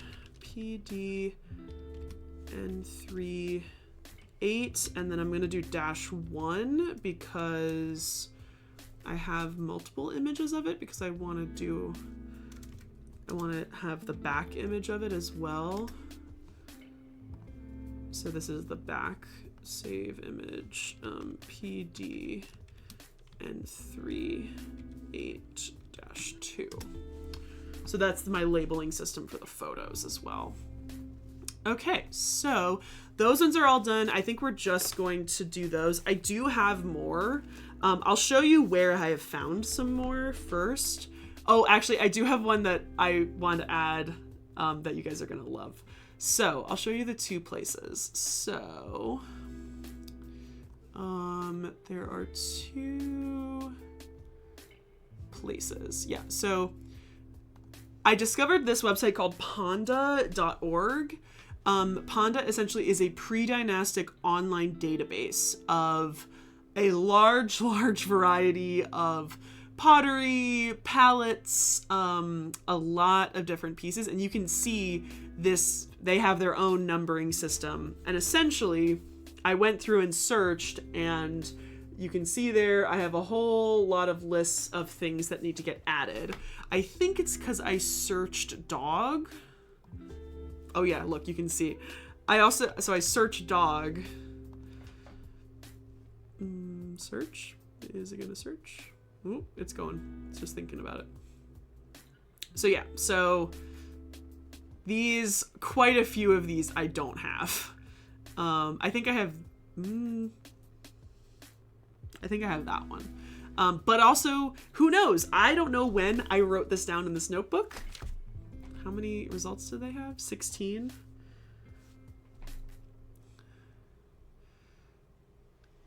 Some of these might be new. Who knows?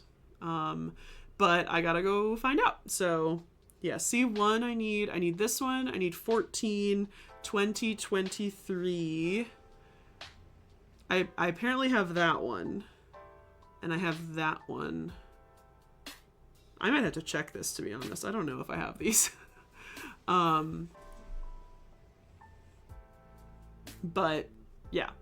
Hi, Whisper. So these are pre-dynastic bowls and vases and palettes that have dogs. Like, well, the whole website just has a kind of a collection of these. But we're specifically looking at ancient Egyptian dog depictions, because that is what I did my master's thesis in and what my TikTok series Dogs of Ancient Egypt is about. And so we're just kind of discussing it today, talking about it. Do they use shelf numbers as names? There's this fencing book called I33, which was named after shelf placing. Yeah, no, that's way too hard.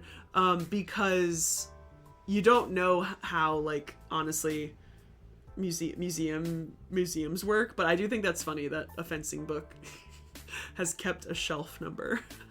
That's actually really funny thinking about it. But yeah, so there's a lot of things I'm actually curious. I want to make sure that these numbers are correct. So yeah, so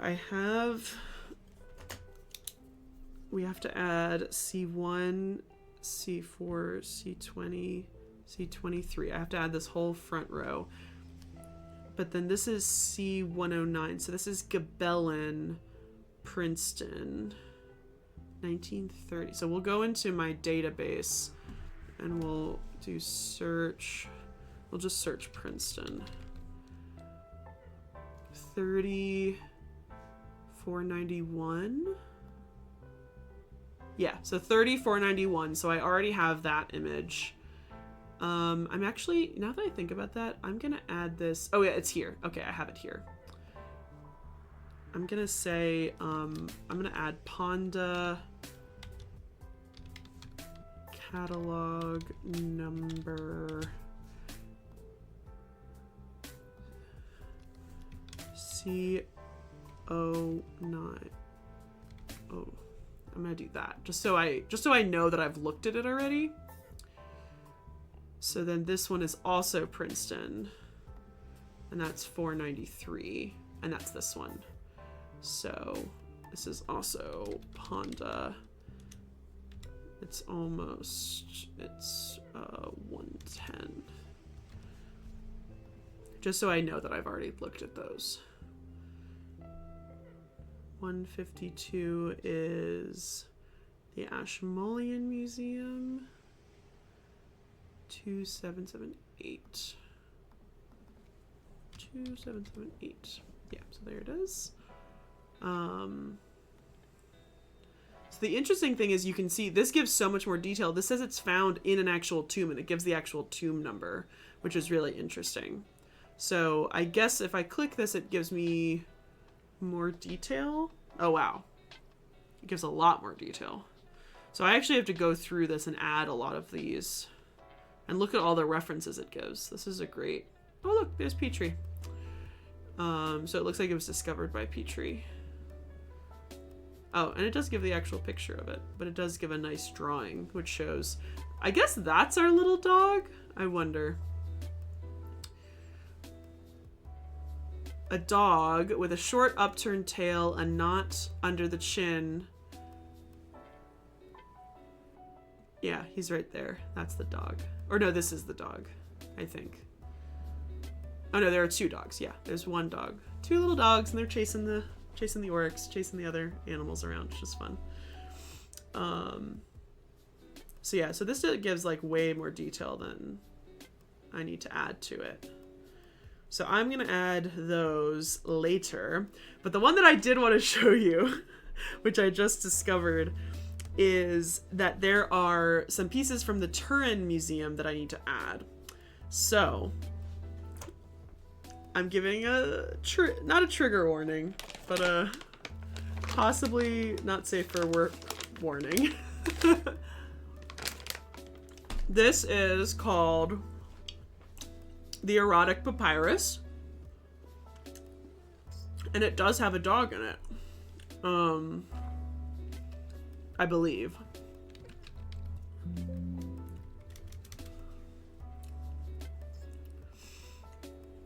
I'm not 100% sure, but I believe there's lots of little images of animals, and I believe one of these are dogs. This is not as erotic as you can see because it's unfortunately super, super broken is the best way to describe it, but we'll try our best to be able to see it if it actually loads.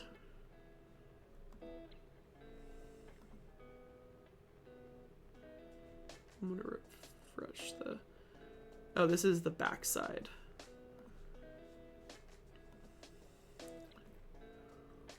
It's a very high quality image of it though.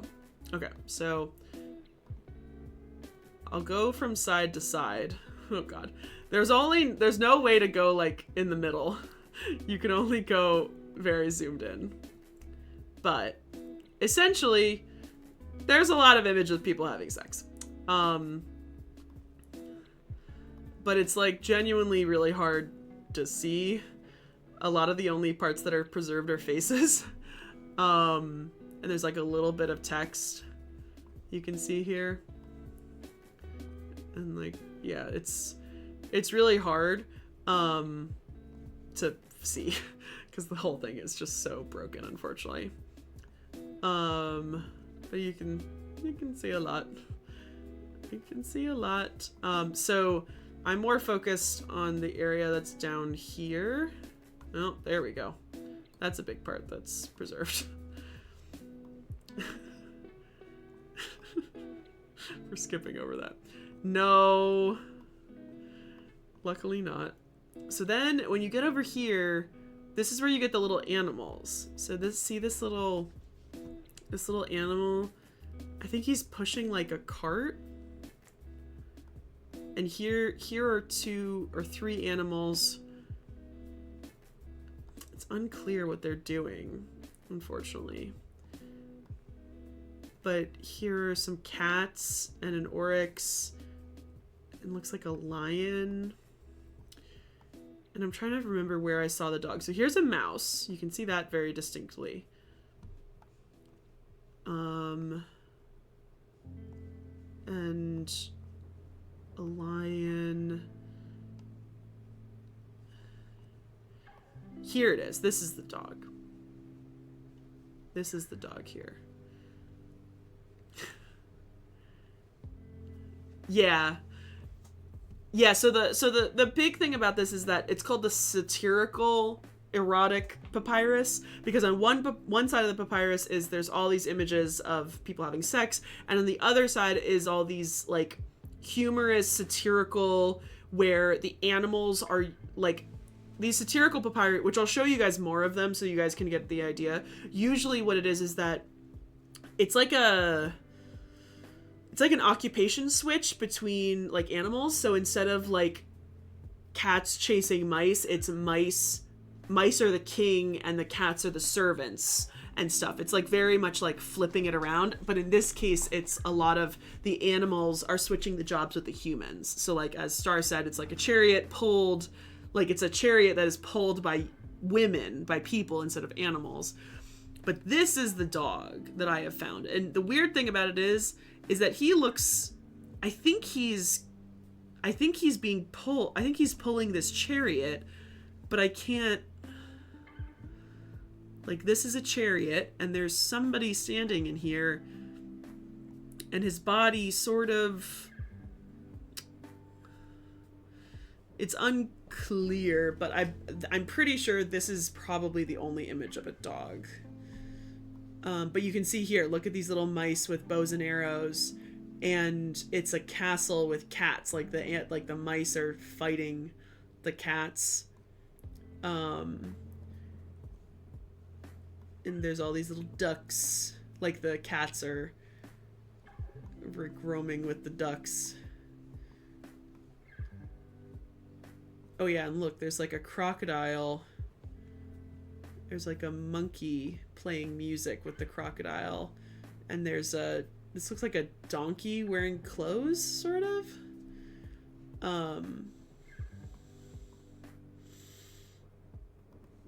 Yeah, it's very interesting.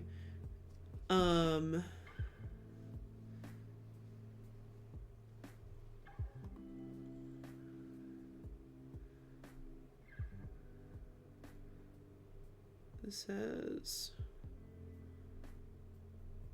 says that had more information, but I don't think it does. So they do, okay, so here, maybe here's where they say dog. Control, find dog. Nope.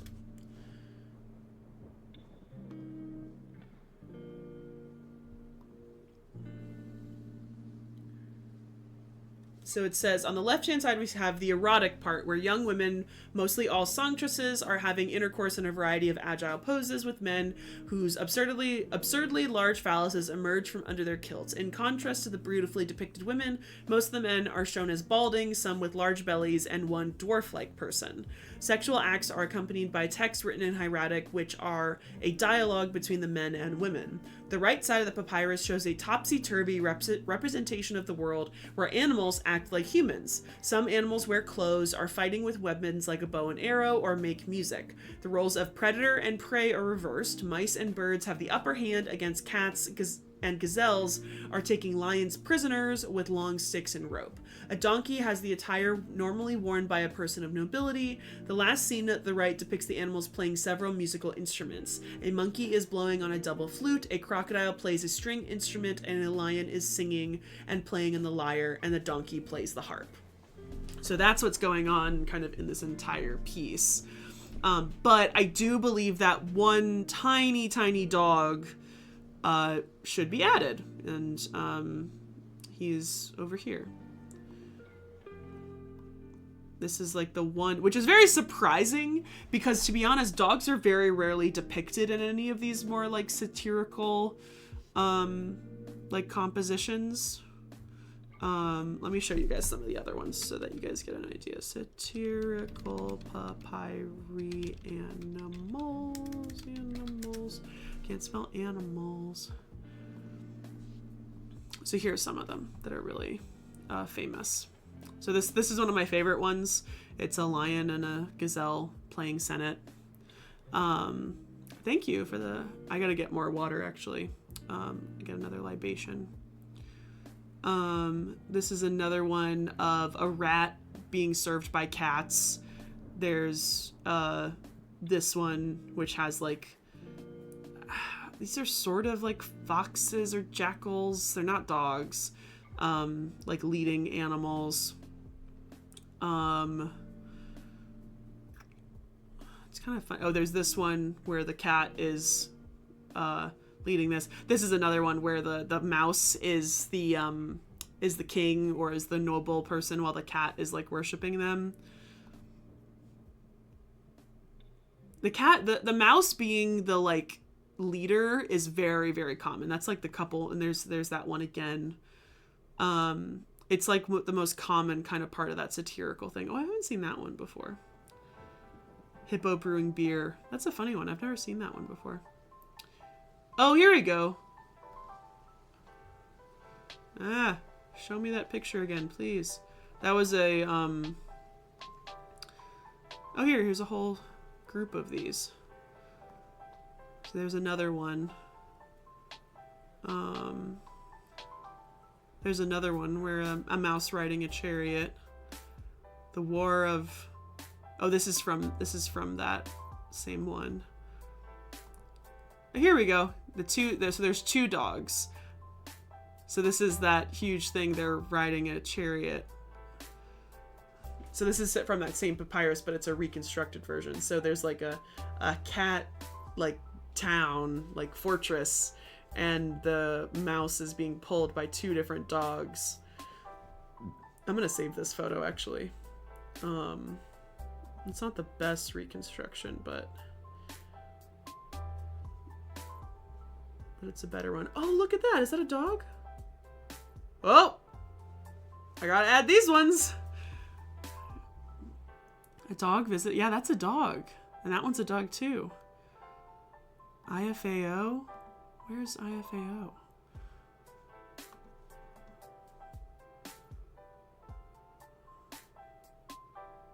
Institute of French Archaeology. Okay, well, we gotta add those two. Always fun. See, you guys? I always find more. Okay, this is the picture I wanted. This one. So it's the whole thing. Isn't that cool, though? That's, like, awesome. There's so many fun things in here. I like this document. This has a lot of good images in it. I gotta look these up, though. Van Dier. Catalog of ostraca figures in Deir el-Medina. Is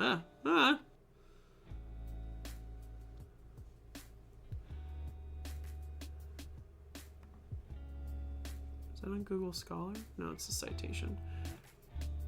Alright. See, you guys? We always find new things.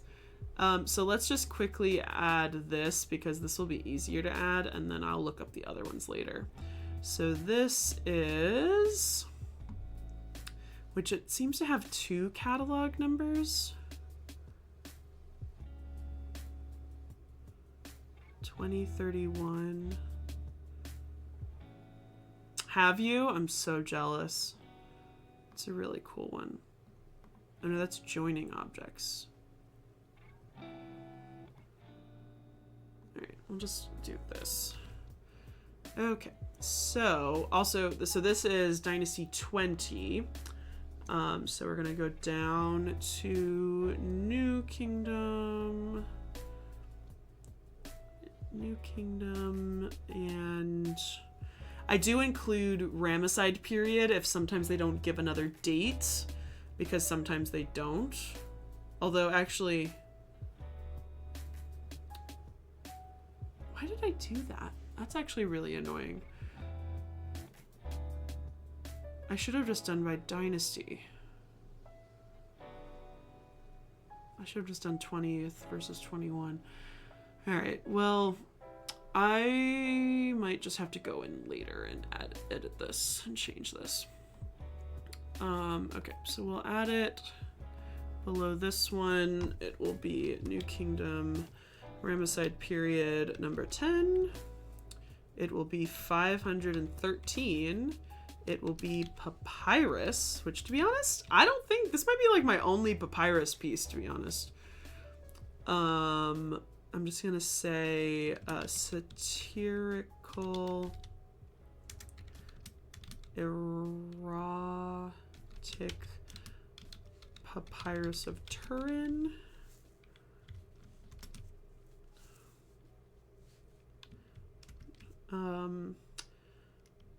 Two dogs pulling a so the TikTok number, this is the confusing part, is that essentially when I started my Dogs of Ancient Egypt TikTok series, I asked people, I did like 5 or 6 videos to like introduce my thesis to everyone, and then essentially I asked them, I wanted to do it by request to try to really get like engagement, and so that you essentially request a number and I find that piece and I make a video about it.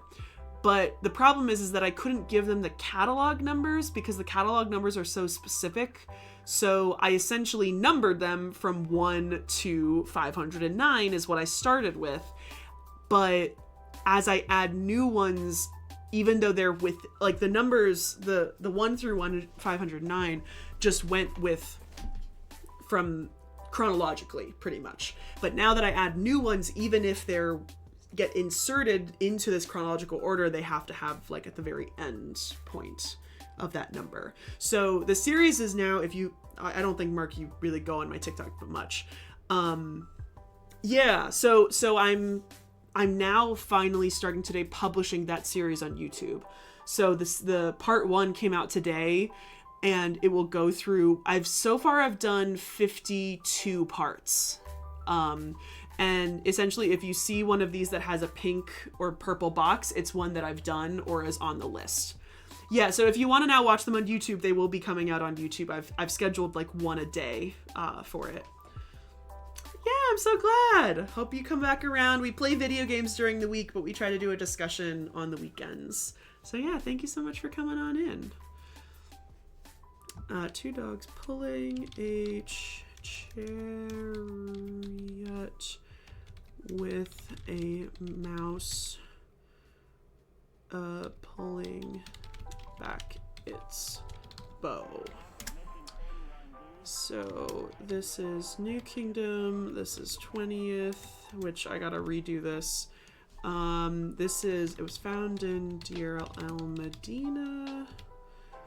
It is at the Turin Museum with this weird accession number at the end. No dog name, and I do have a photo of it. And there is the link to it. So it's NKRP10. So I'm gonna save this photo, which is kind of weird to save. Save NKRP10 10-1.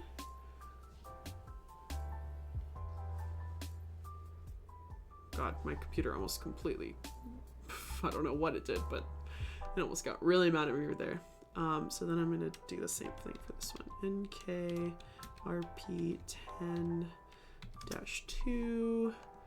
And actually, this one's not that great of a reconstruction, so we'll keep it with this one.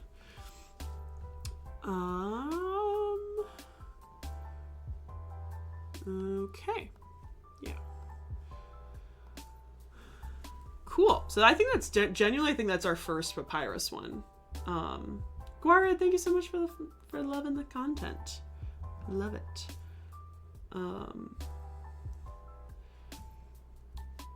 So yeah, so there are still quite a few. Oh, I got that gnat. That was pretty good. I was really, the gnat problem had come down significantly over the past couple days, and now they've come back, and I'm mad about it. What time is it? 10:33? Okay, so the rest of the additions, I'm just gonna write though that I'm down to 5:13. I'm actually gonna write it right. It's very cold here now. It's 34 degrees outside right now. It got really, really cold. The gnats are just in my house. I think they're just in my plants or something. Okay, so this is the document where I write all of the, you and Hawaii are in a cold front right now. So essentially this is where I write all my scripts, and these are all the suggestions that I have. So I have filmed up to part 57. I have part 58 here all the way to part 82. So I have quite a few more to write to prepare for. So what we're gonna do for the rest of the stream, probably another hour or so, is I'm gonna go and find all. I'm not gonna write the scripts, obviously, but 34, it's hot. Da-donk.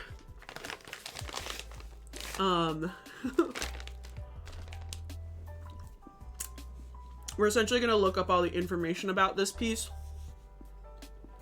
so that I have all the links so that tomorrow or the next day we can find more information, and I can write the script and film them. So we're looking for 132. Yeah, I was gonna say, UK, you guys are going through a cold spell right now. How's it going over there? All right, 132. 132 is like Old Kingdom.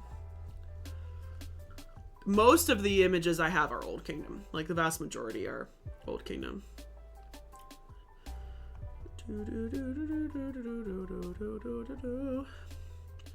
So 132. So 132 is a relief from the Tomb of TA. Okay. This is a weird one. I forgot about this.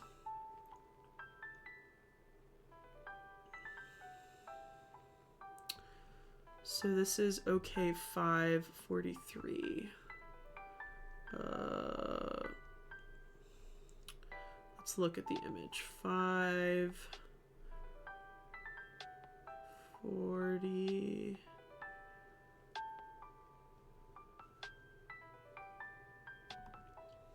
So I don't have a good image of this one, unfortunately. So it's in this huge thing. And there's a group of dogs.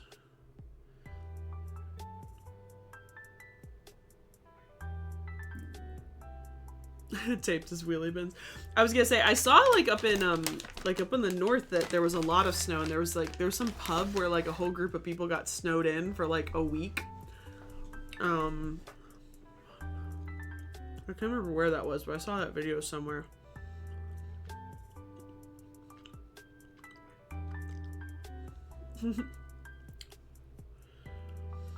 So this is the piece that we're looking at, and we're specifically looking at this group of dogs.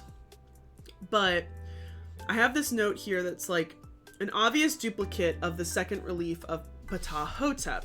The surrounding motif is very similar, but the registers above and below are different. It's unclear which came first.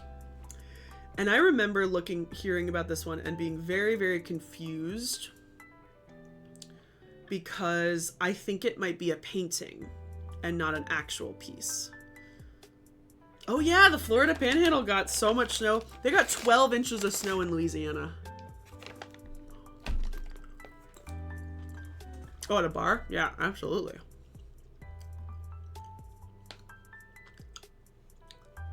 Okay, so what we're gonna do is we're gonna do a little Googling.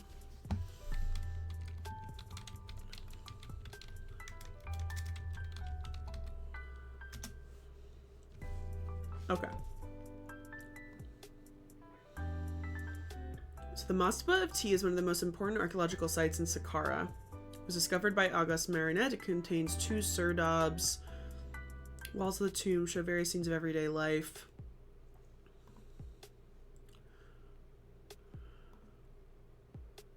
Pretty big tomb.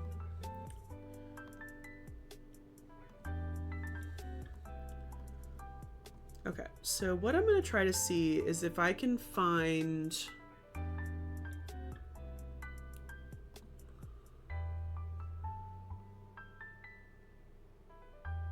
that's it by Joseph London. Ah, dang it.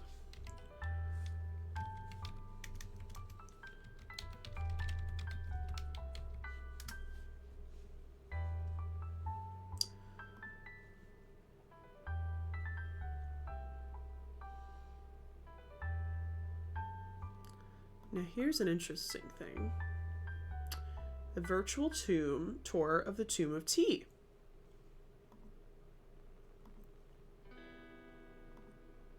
Now we haven't tested this yet, but I wanted to see if this works when I'm streaming. Because it used to be really janky. Oh my god, guys, it's so smooth. Guys, we could do virtual tours on stream. I've been dying to do this. Oh, look!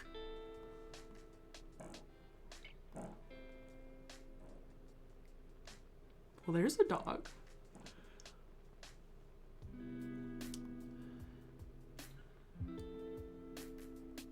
Huh. Wait a second. Okay, here we go. So see all of these from the Mastaba of Tea? So I have a lot. Okay. So this is awesome. So... what number was that? 39? So all of these, but look how bad these photos are that I have. These are all from T, and now I can take better photos from this 3D model. So there's a really bad photo of these dogs over here. And there's a drawing of it. And there it is. That's the one we're looking at right now. And there's the little dog.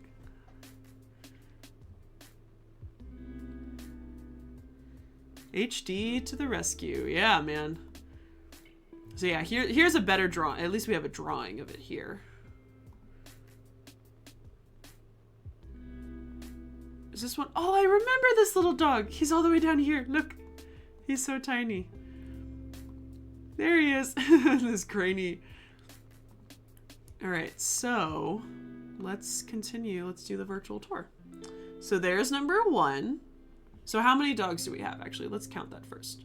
So we have...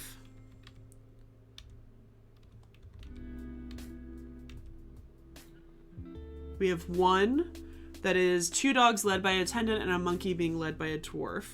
We have a dog sitting under the chair. So that's 2 images. Dog standing next to an attendant under men making boats. That's 3. Dog and monkey on a leash being led by an attendant under the pelican. 4, 5. So there are 5 dogs, or five groups of dogs in this tomb. So there's number 1. Let's zoom out a little bit. Ooh, not too much, or else it'll get all distorted. So there's 1. I'm trying to think if I went in here, but I don't think I did.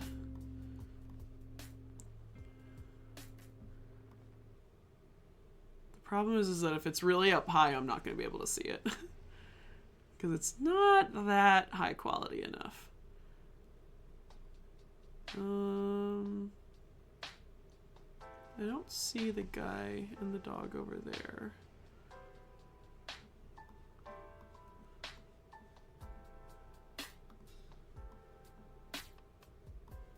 This is a slaughtering scene and an offering scene.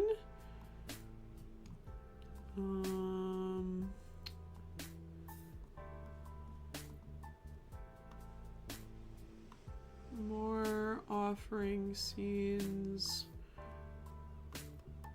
More slaughtering scenes.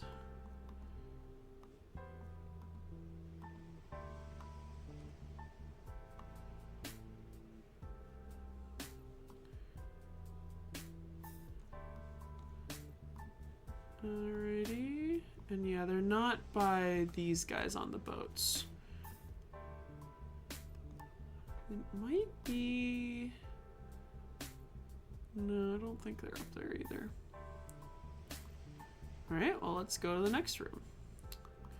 You can see him sitting in here. More slaughtering. Ooh, cool. Wait, let me see if I can get a better view of that. This is an image of, oops, sorry. This is an image of them carrying a statue of him. So you can see he's like, hi, fancy crocodile. You can see he's on like this sledge, so he's not real. That's actually a statue of him. Him in a marsh scene. Oh wow, look at those boats. The dog might be...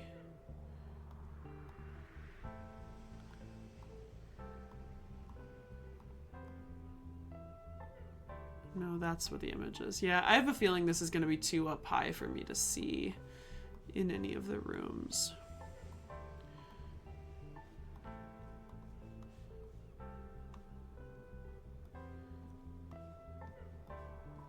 This is like a big offering room. So yeah, probably no dog in here.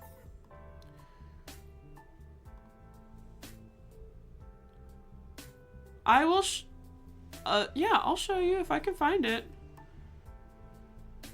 T-I. Sorry, the chat got stopped for a split second. We're gonna see if we can find it. If not, I have the pictures, even though they're kind of shitty pictures.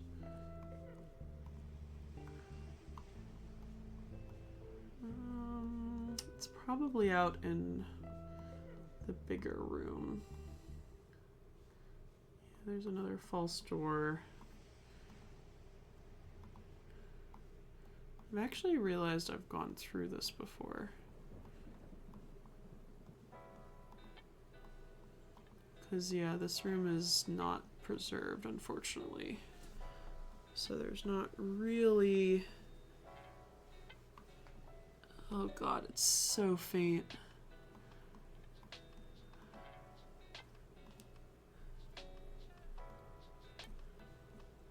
Yeah, it's like really faint on this wall. So you can't really see what's going on. And I can't go in that corner.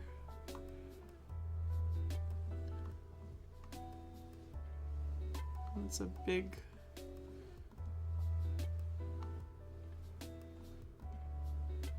Oh, there's one! Can I get closer? No. There's one of the dogs. So this is under the pelican, which is like a carrying chair. And so so there would have been, the guy is sitting up here and there's multiple guys and there's a little dog and a monkey being carried along. Oh, it's so bright in here. You can't see anything. Whoa! Also, apparently, oh, I guess you can't go down in the, so I guess there's the tomb.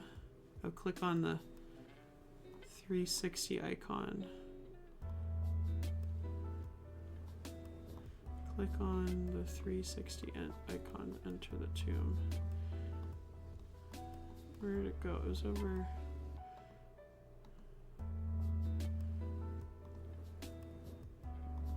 Oh yeah, here we go. This is the outside of the tomb.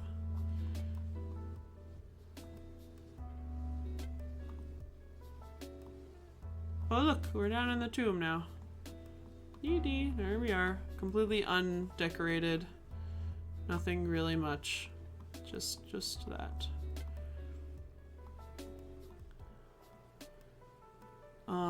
Okay, let me show you the image. So again, there's a tiny little dog over there with that guy. And then here's that one that we just saw. So the deceased T is sitting in this chair. And then you have the dog and the monkey.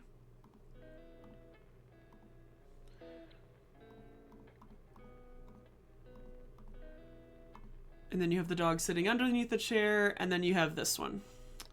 So there's a person with dwarfism taking this monkey, and then there's this person who actually, there's been a lot of interesting scholarship about people with disabilities. There's been a couple cool articles, and he's included frequently because he has some sort of large deformity in his arm. And he is attending the dogs and taking them with him.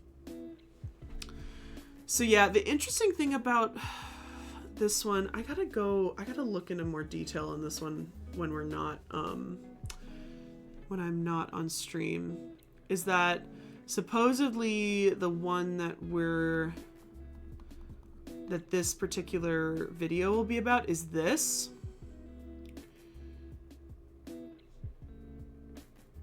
But it's very odd. Although actually, see, it's close to the other one.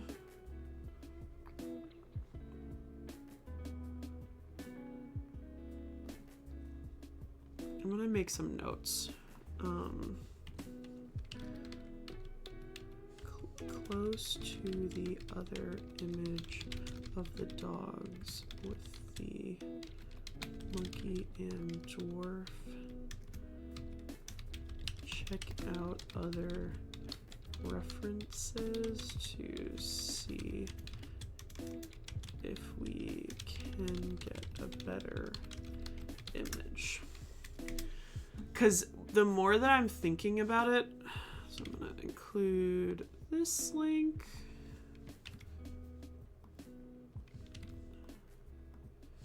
To check and copy. Ooh. Wrong thing. This link. So this tomb is open to the public, which is interesting. I don't think I saw this when I was in Saqqara because I think it's located a little bit weirdly away.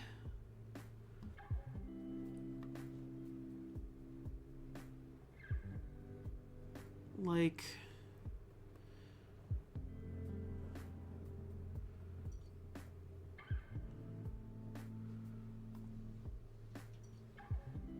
see, it's very interesting. There's a lot of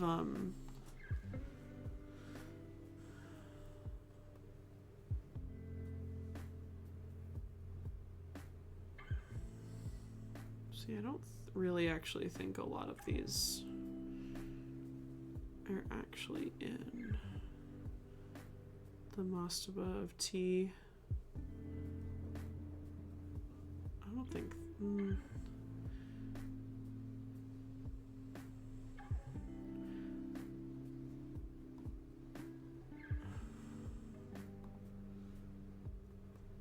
Interesting.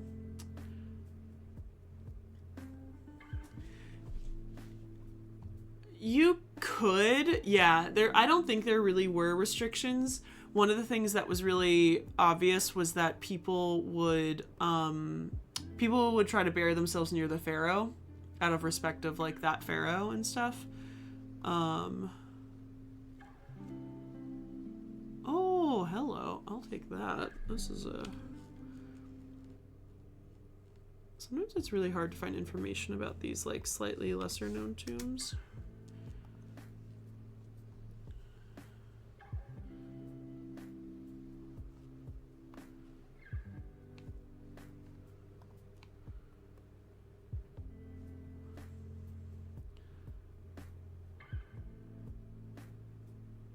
See, this is sometimes the best way to find photos, is to look for other people who are getting photos.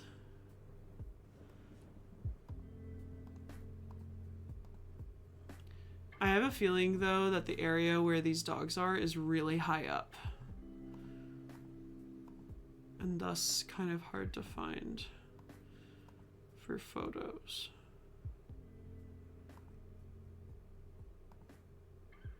Yeah, this is the tomb of T. Oh, look at that camel.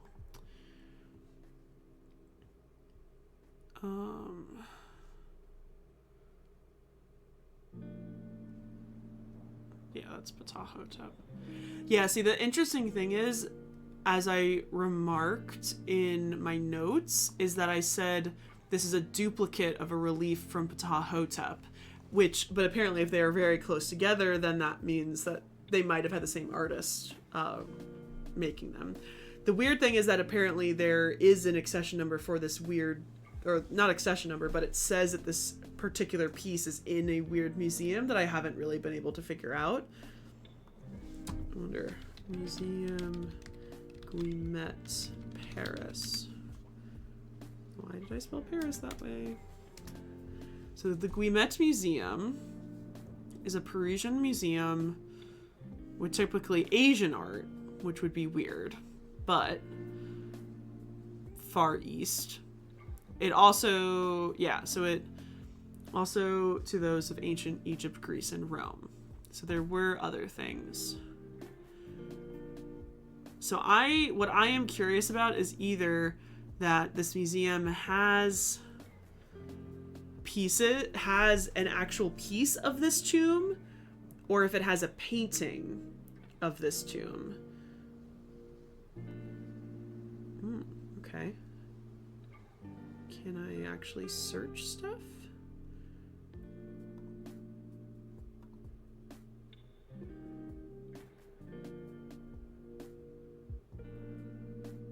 I don't think the collections. China, Japan, textiles, Korea. Yeah, see, I think, yeah, it's contact art department. Oh, Bodhisattva! I love Bodhisattvas. But yeah, it seems like at the moment it no longer has pieces. And so I'm curious. I gotta find out where I had that information. It's probably this one book, which is in German, which I only have photos of the pages. So I might try to see if I can look up into that. So I'm gonna write that down as a note.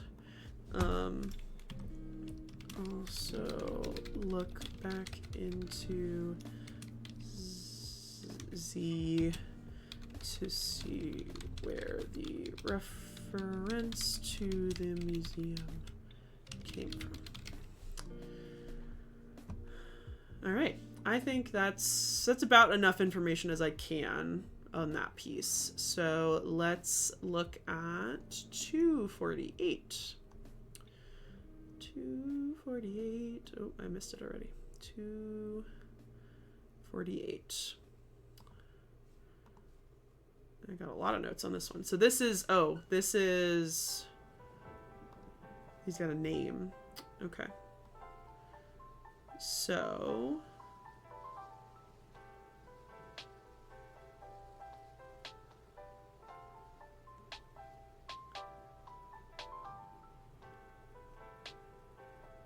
this is FIP 11.3. FIP. So first intermediate period 11, Dynasty 11, number 3. Look how cute! He's so cute. There's a little problem with the hieroglyphs. Very bad photo. It says the Petrie Museum.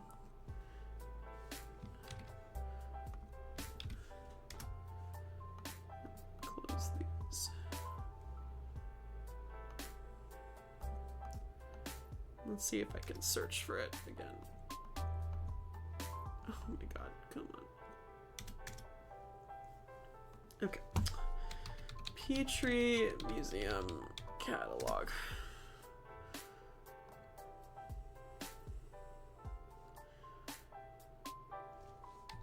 Dog.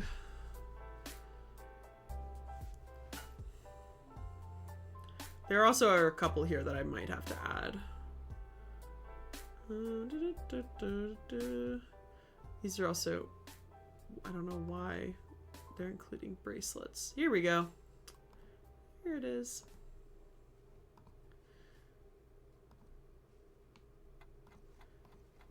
Open a new tab. There's the dog. He's a cute little dog. Yeah, so he's got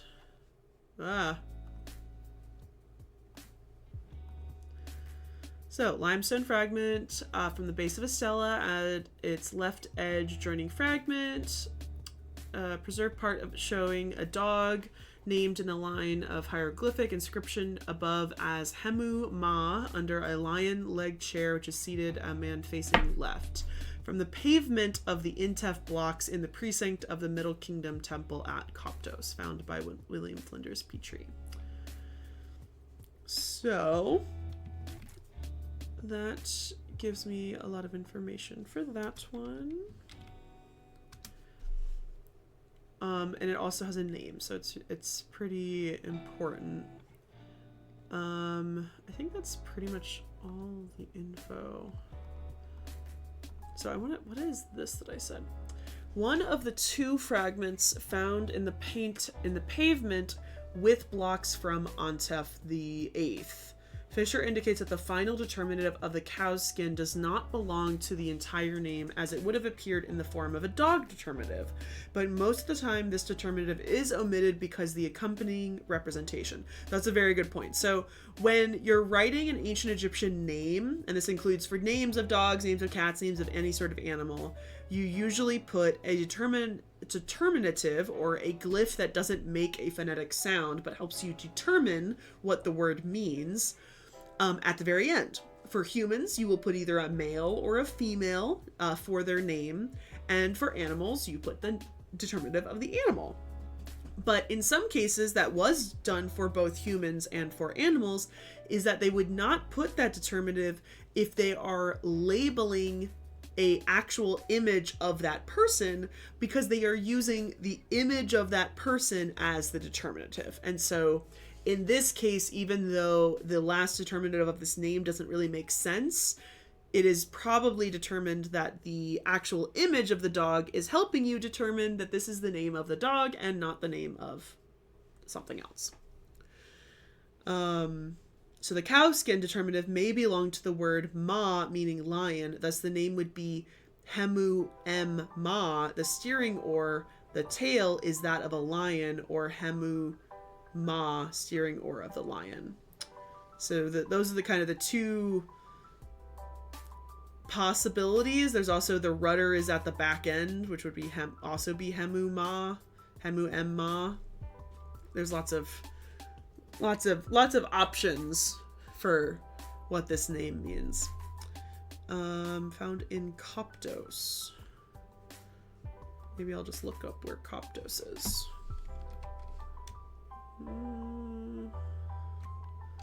Coptos. Background information on Coptos. I'm gonna take it from the UCL website. Though this UCL website needs to be like updated, like seriously. It looks like it's from the 90s. I guess the actual real city is Kift? Yeah, it was. Okay, so it was called Coptos. I'll put that there too. But yeah, that one's pretty simple, honestly, because I have all the information kind of there. Sorry. Yeah, buried near him, being near him in the afterlife. Yeah, very much so. Very much so. No, they are not. They're a university. So they don't have to. Alright. let's go back to the Old Kingdom and look at 101.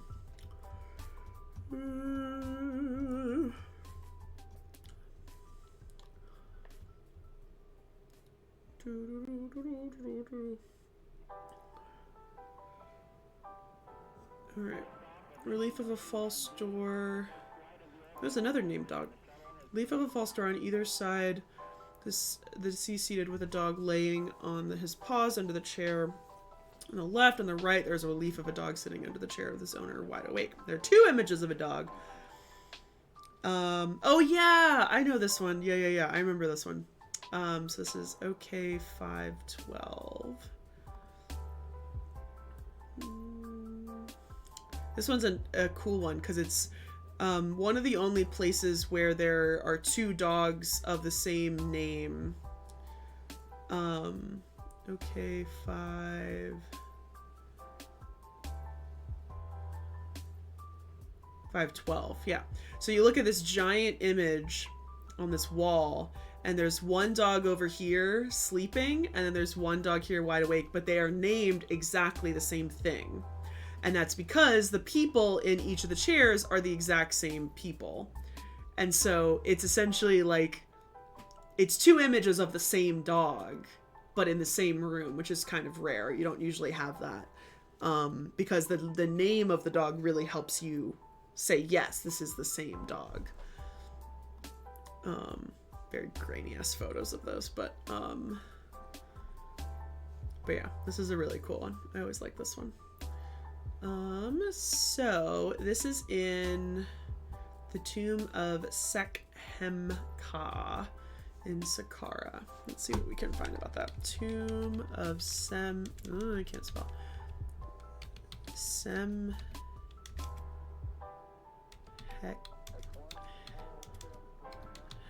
Oh my god, Hekka. I can't spell.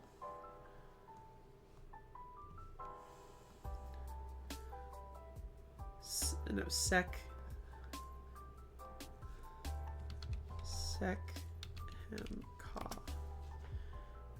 Oh, perfect. This is just what I wanted to find. Oh, interesting.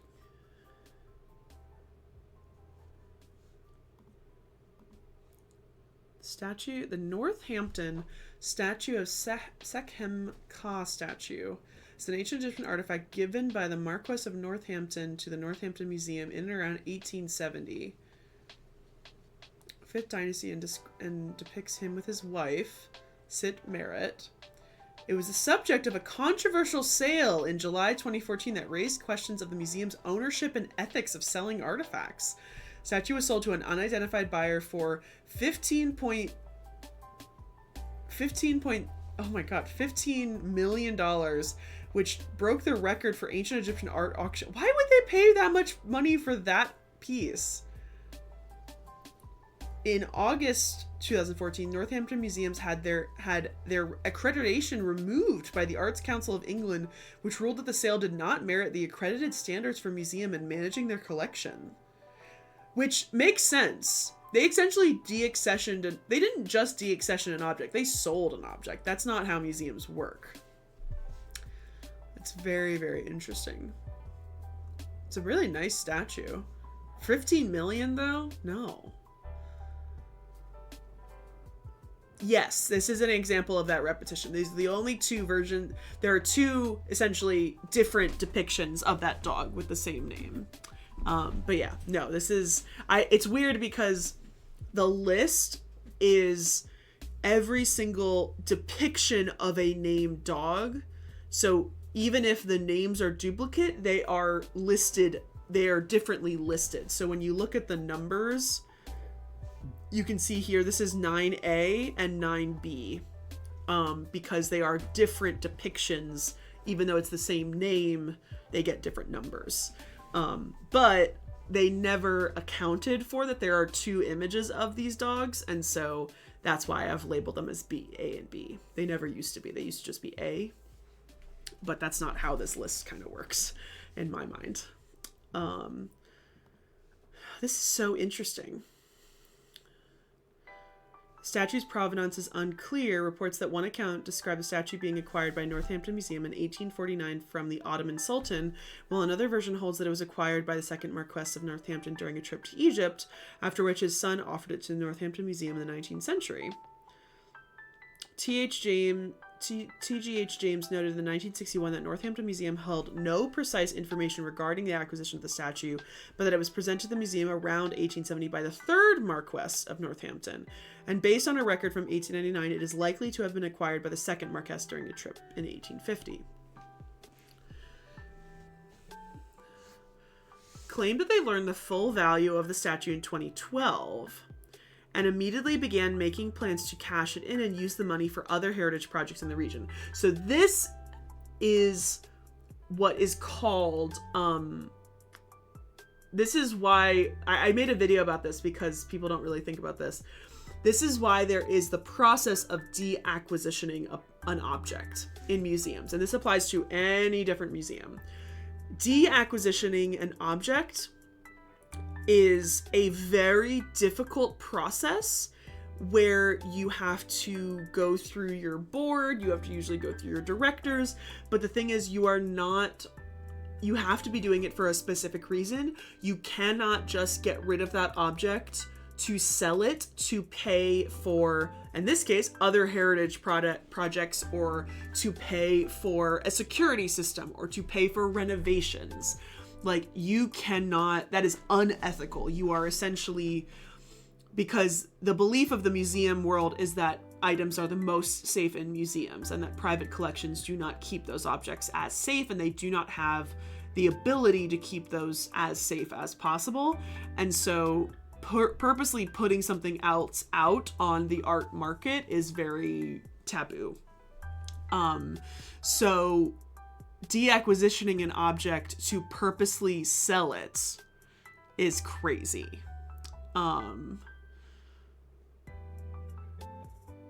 Yeah.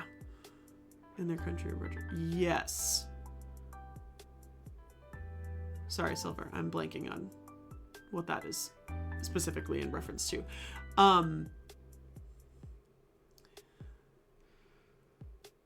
But yes, it's deacquisitioning is definitely not great. It's not great at all. So this is very interesting. Been in our ownership for over 100 years. It's never really been the centerpiece of our collection. We wanted to expand our museum, and to do that we need to raise the money. They proposed to use the amount realized through the sale for funding the restoration of the Abbey, improvements to the museum service and other cultural heritage process. But the Museum Association asked that the proposed sale be halted pending a consultation, which was needed to establish the financially motivated disposal was a last resort. So here's the thing about this, is that this, I hate to say it, this museum doesn't really seem like a museum. I have Charlie.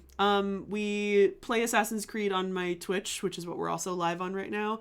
But we're currently going through Assassin's Creed 2, but I have played Origins. I made a couple of videos about it lately, about how I like the game. You can scroll down on my page on TikTok and you'll be able to find those videos.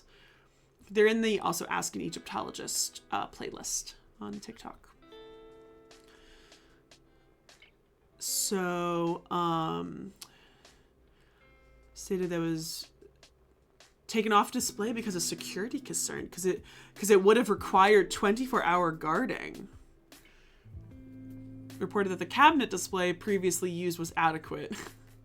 Council has also asked why, when the Friends of Northampton Museum and Art Gallery offer $8,000 to buy a new cabinet, why was the offer not taken up? But it did not reply. Yeah, I've never heard of this museum before.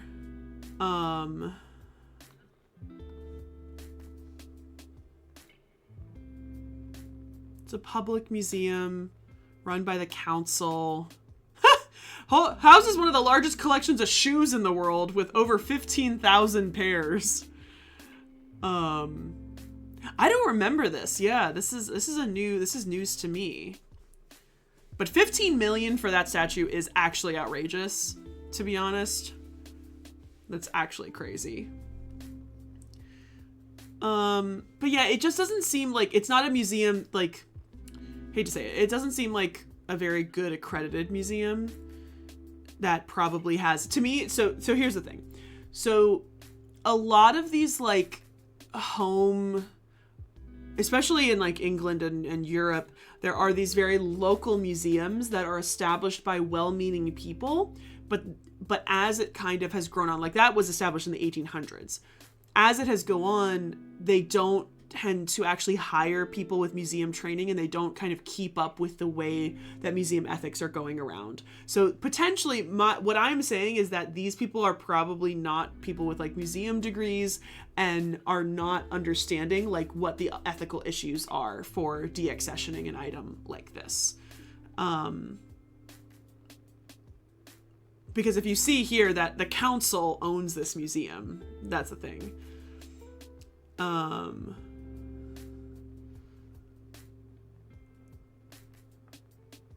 So the undersigned petition the council to reconsider the proposed sale of the Sekhemka in view of the comments below. It is believed that the proposed sale will have a profound detrimental effect on Northampton museums, is against the intentions of the original donors, will possibly cause the museum to lose both accredited and designated status, and this lose access to significant public funding. Because yeah, if you lose your accreditation, you're fucked for a little bit at least.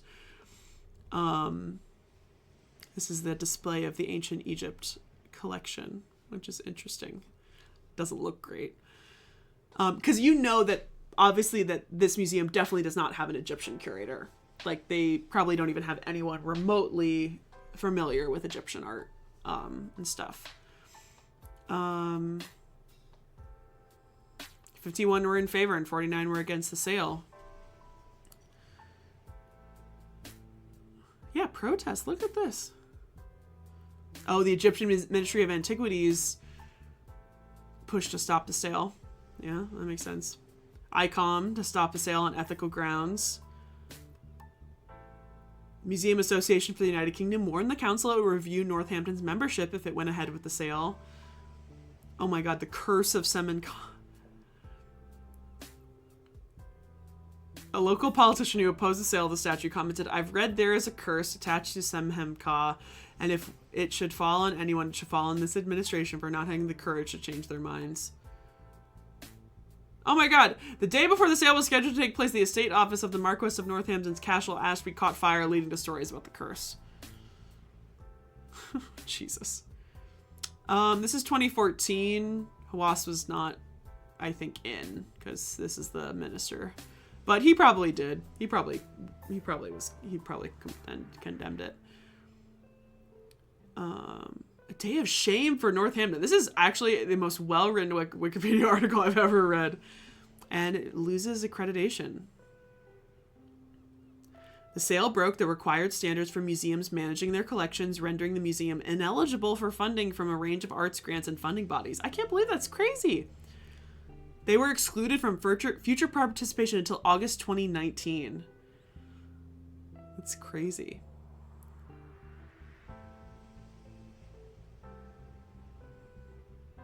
And the Friends organization disbanded. The group was against the sale, so they... Oh my god. The British Culture Minister placed a 4-month temporary export ban on the statue, which had been sold to an unidentified overseas buyer, rumored to be an American, of course. Wow.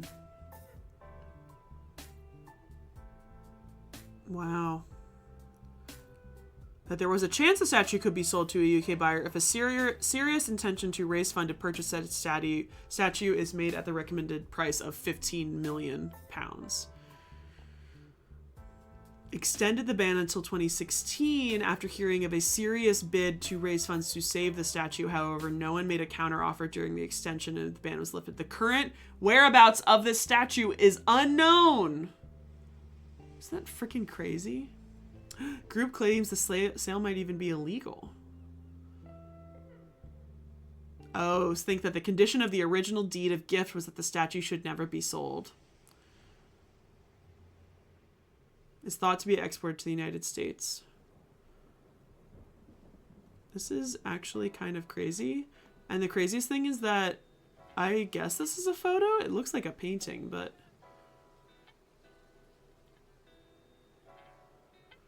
I will say this looks so similar to another one that I saw. This actually looks really similar to one that I saw at the Kimball Art Museum Egyptian.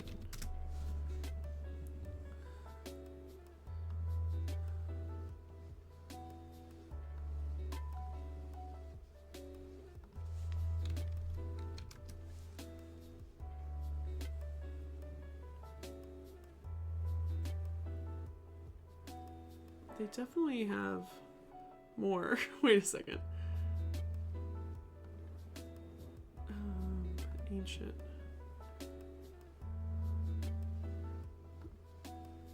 This is like silly. I know this is definitely not it, but okay, yeah, it's not it. This is the one that I was thinking, but it looks really similar.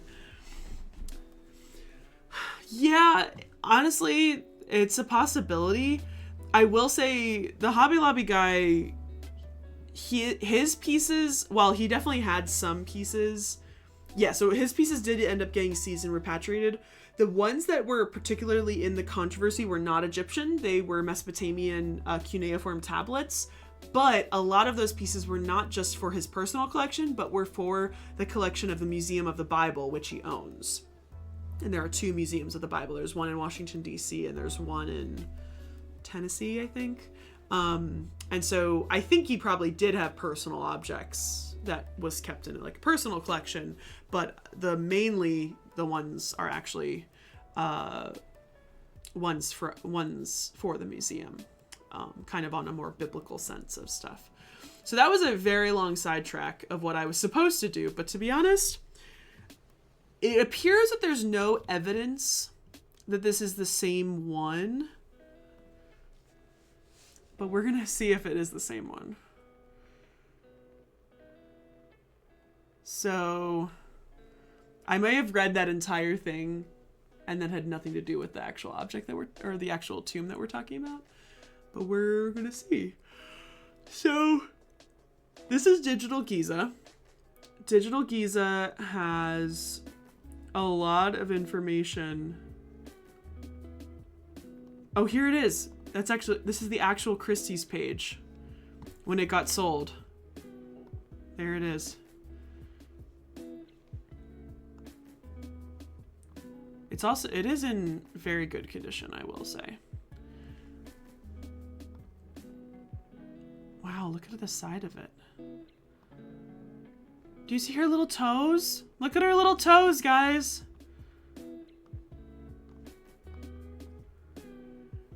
Her leg is crossed underneath her, so her little toes are peeking out from the other side.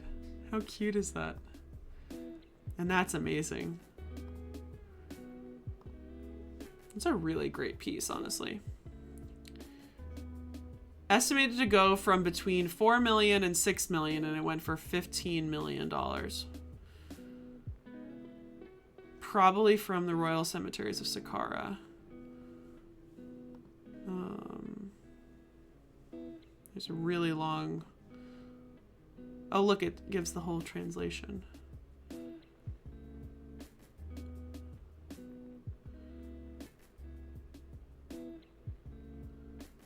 It's a whole lot of things. Whole lot of things. Okay. Side note. We'll see if that's actually what I'm looking for.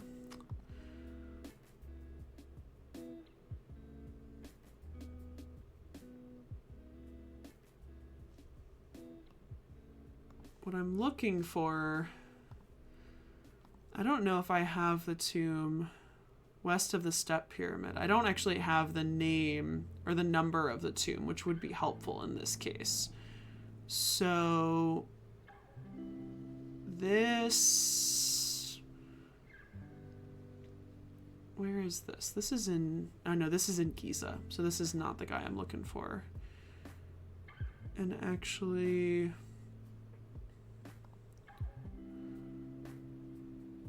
this is also in Giza. So these are neither the people the person I'm looking for. I'm looking for one in Saqqara. So what I'm looking for is Tomb of Summon Ka in Saqqara.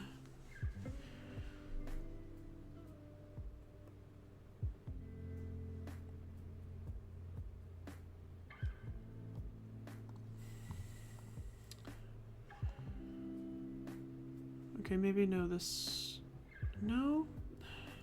This AI shit on... No, they don't know who bought it. It's an anonymous person. Yeah, it does not. You don't ever find out who buys it usually. Unfortunately. Oh, here we go. No.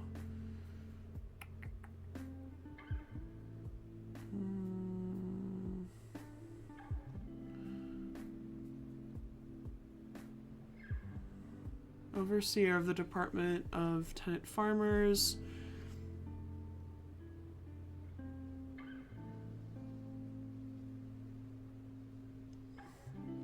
Yeah, I don't think this is him. I think this is in Giza 1029. But this is IXGI. No, this is still...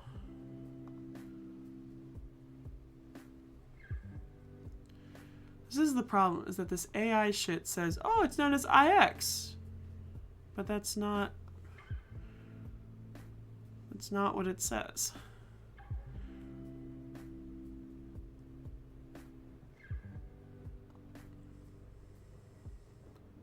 Here we go. This is gonna give me what I want.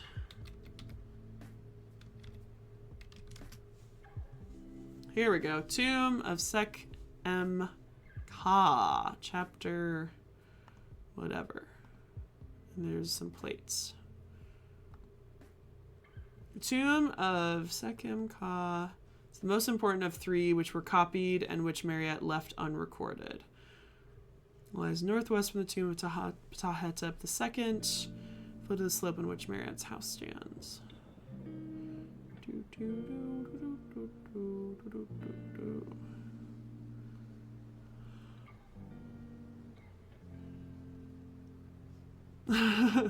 First register contains the family of Sekhem Ka, 2 sons and 2 daughters. First come the eldest son, Sekhem Ma the Little, or as we say, Sekhem Ka Jr. That's very funny.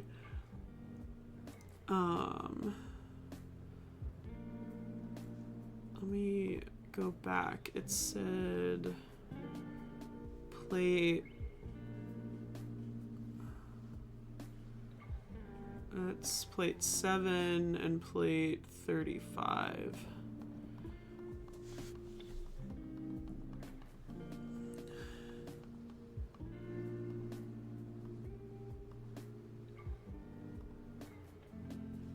Oh, here we go. Oh yeah, so this is that image that I got. So yeah, so this is definitely the one that I'm talking about. So this gives a lot of information, but this is the actual book that I took this from. So this is the full image. Is this plate? Yeah, this is plate 3. And then there was also, it said something about plate 35. Oh, these are really bad photos. Oh wait, no, they've reset the numbers.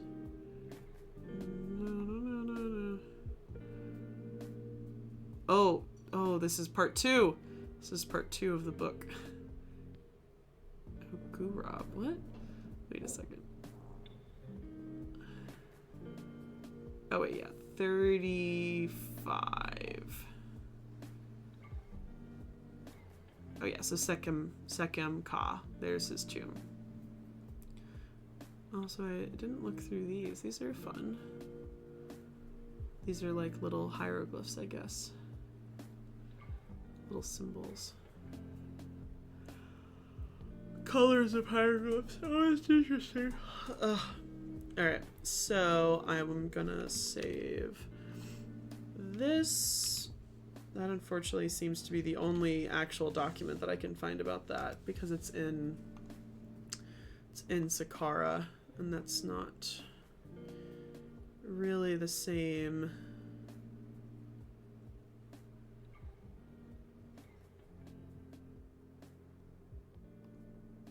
This might be that. I'm gonna copy that one too, and we'll look at it later.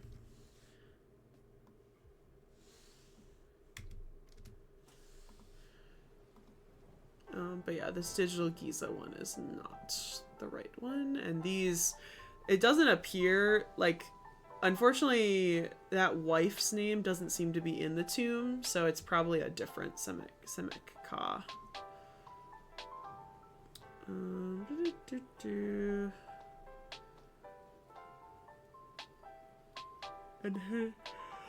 you said it's interesting. All right, I'm fading fast, so let's do one more. Number 55. So scroll way up. This is probably gonna still be pre-dynastic, which means we might not have a picture of it. Oh, we do have a picture. Rock drawing of a hunt scene showing a hunter with a bow. Oh, but I don't have a lot of images of... yeah, I'm not gonna have any sources for this one, but let's look at it pretty quick. PDU 9. PDP. The problem is this does not go in chronological order, it goes in alphabetical order. And I'm not the best with alphabetical order. PDU 9. Yeah, really bad image of a rock drawing, but essentially we got some dogs fighting. So, fortunately, no sources for that one. No sources. I wish I could find a better image of that, but I'm not sure if we will. Alright, we'll do one more. 79.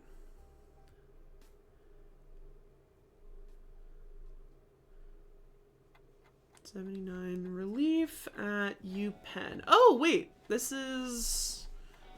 Neferma Aten Atet? Oh, but it's at UPenn. Okay, 4-1.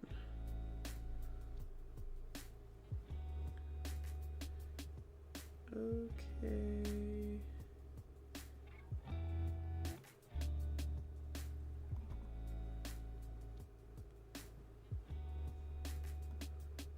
So this is the one I showed you guys, 4-2, but this is 4-1. Why do they have that? And why do I only have that drawing when I have a source? Come on.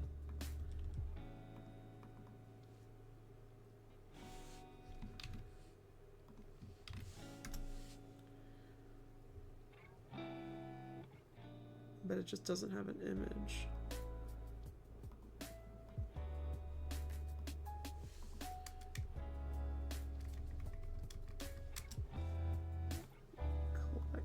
Probably unfortunately the collections thing sometimes doesn't. Okay, I don't need online collections. I just want dog.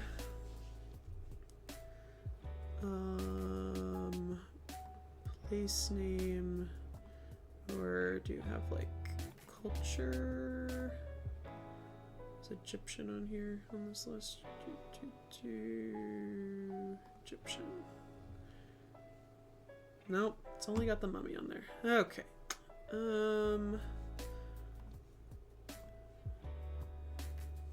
Let's just search the number then.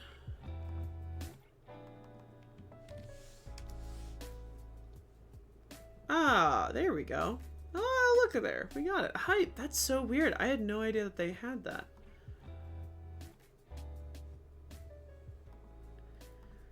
So...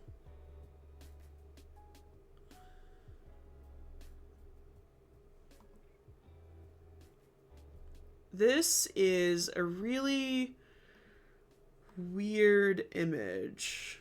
What was this again? This was OK41, I think.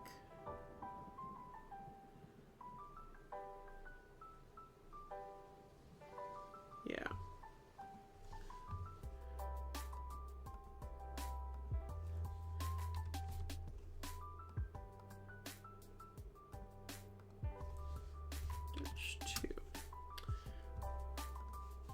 So this is this very weird tomb where they decided that they were going to really switch it up, and they were going to add in all of these inset pieces, this like inset tiles to decorate rather than just paint.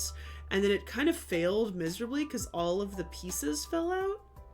I had some great photos of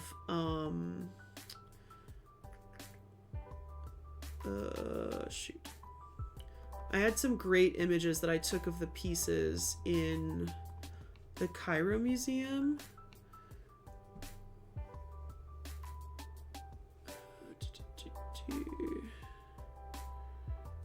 Because it took me a while to figure out what it was. And I was sitting here and I was like, what is that? That looks so weird. And I realized that it was these dogs. Where is it?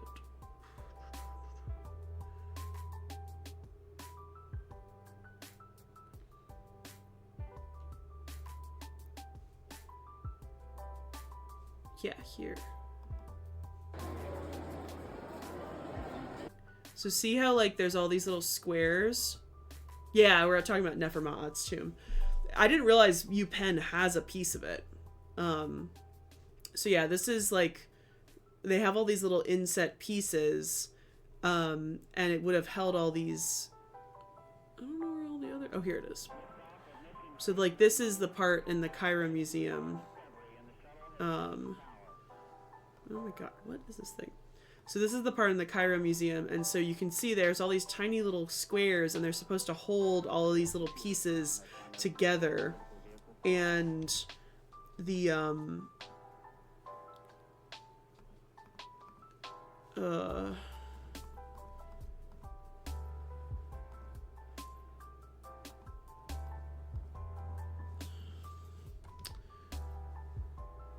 problem is that I took more photos.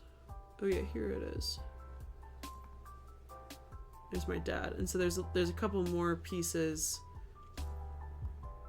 My dad was excited about this because I was teaching him. And there was other pieces that were the dog, but I think I move it to this folder.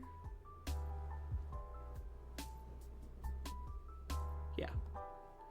So like this part also, it still has the inset pieces fit into it. So they're all colored and they haven't fallen out. But what I'm surprised about is I didn't realize that a whole portion of this wall is in the Penn Museum. I didn't realize that. I know the tomb is kind of all fallen apart, sort of, so I'm surprised. But that's good because I can add that as a source to bold, and then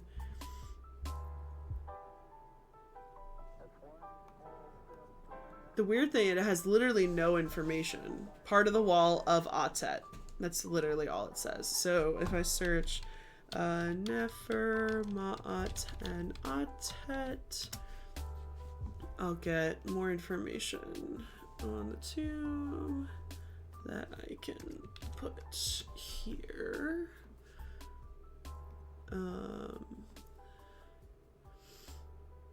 Most of the time they are only talking about the Meidum geese. But, oh yeah, here's a couple better images. So you can see this part where it actually still stuck together. And it actually stuck and it looks pretty cool. Oh, that's so cool. You get to see the little scissor parts. But it obviously didn't last for everything.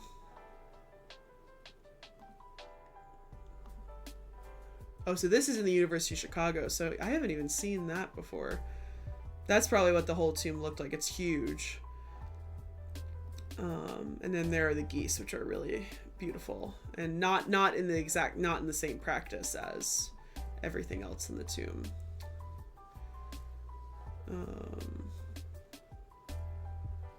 But yeah. Alrighty. Yeah, the burial chambers are really tiny. Yeah, it's more the mastaba.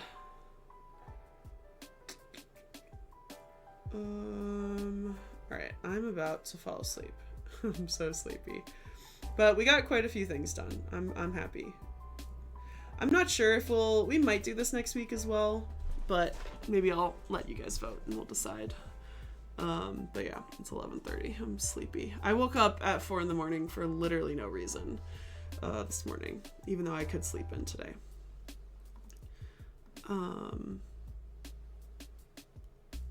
But yeah.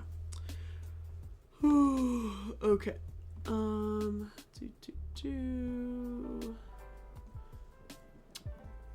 So yeah, so thank you guys for hanging around. Very good discussion stream.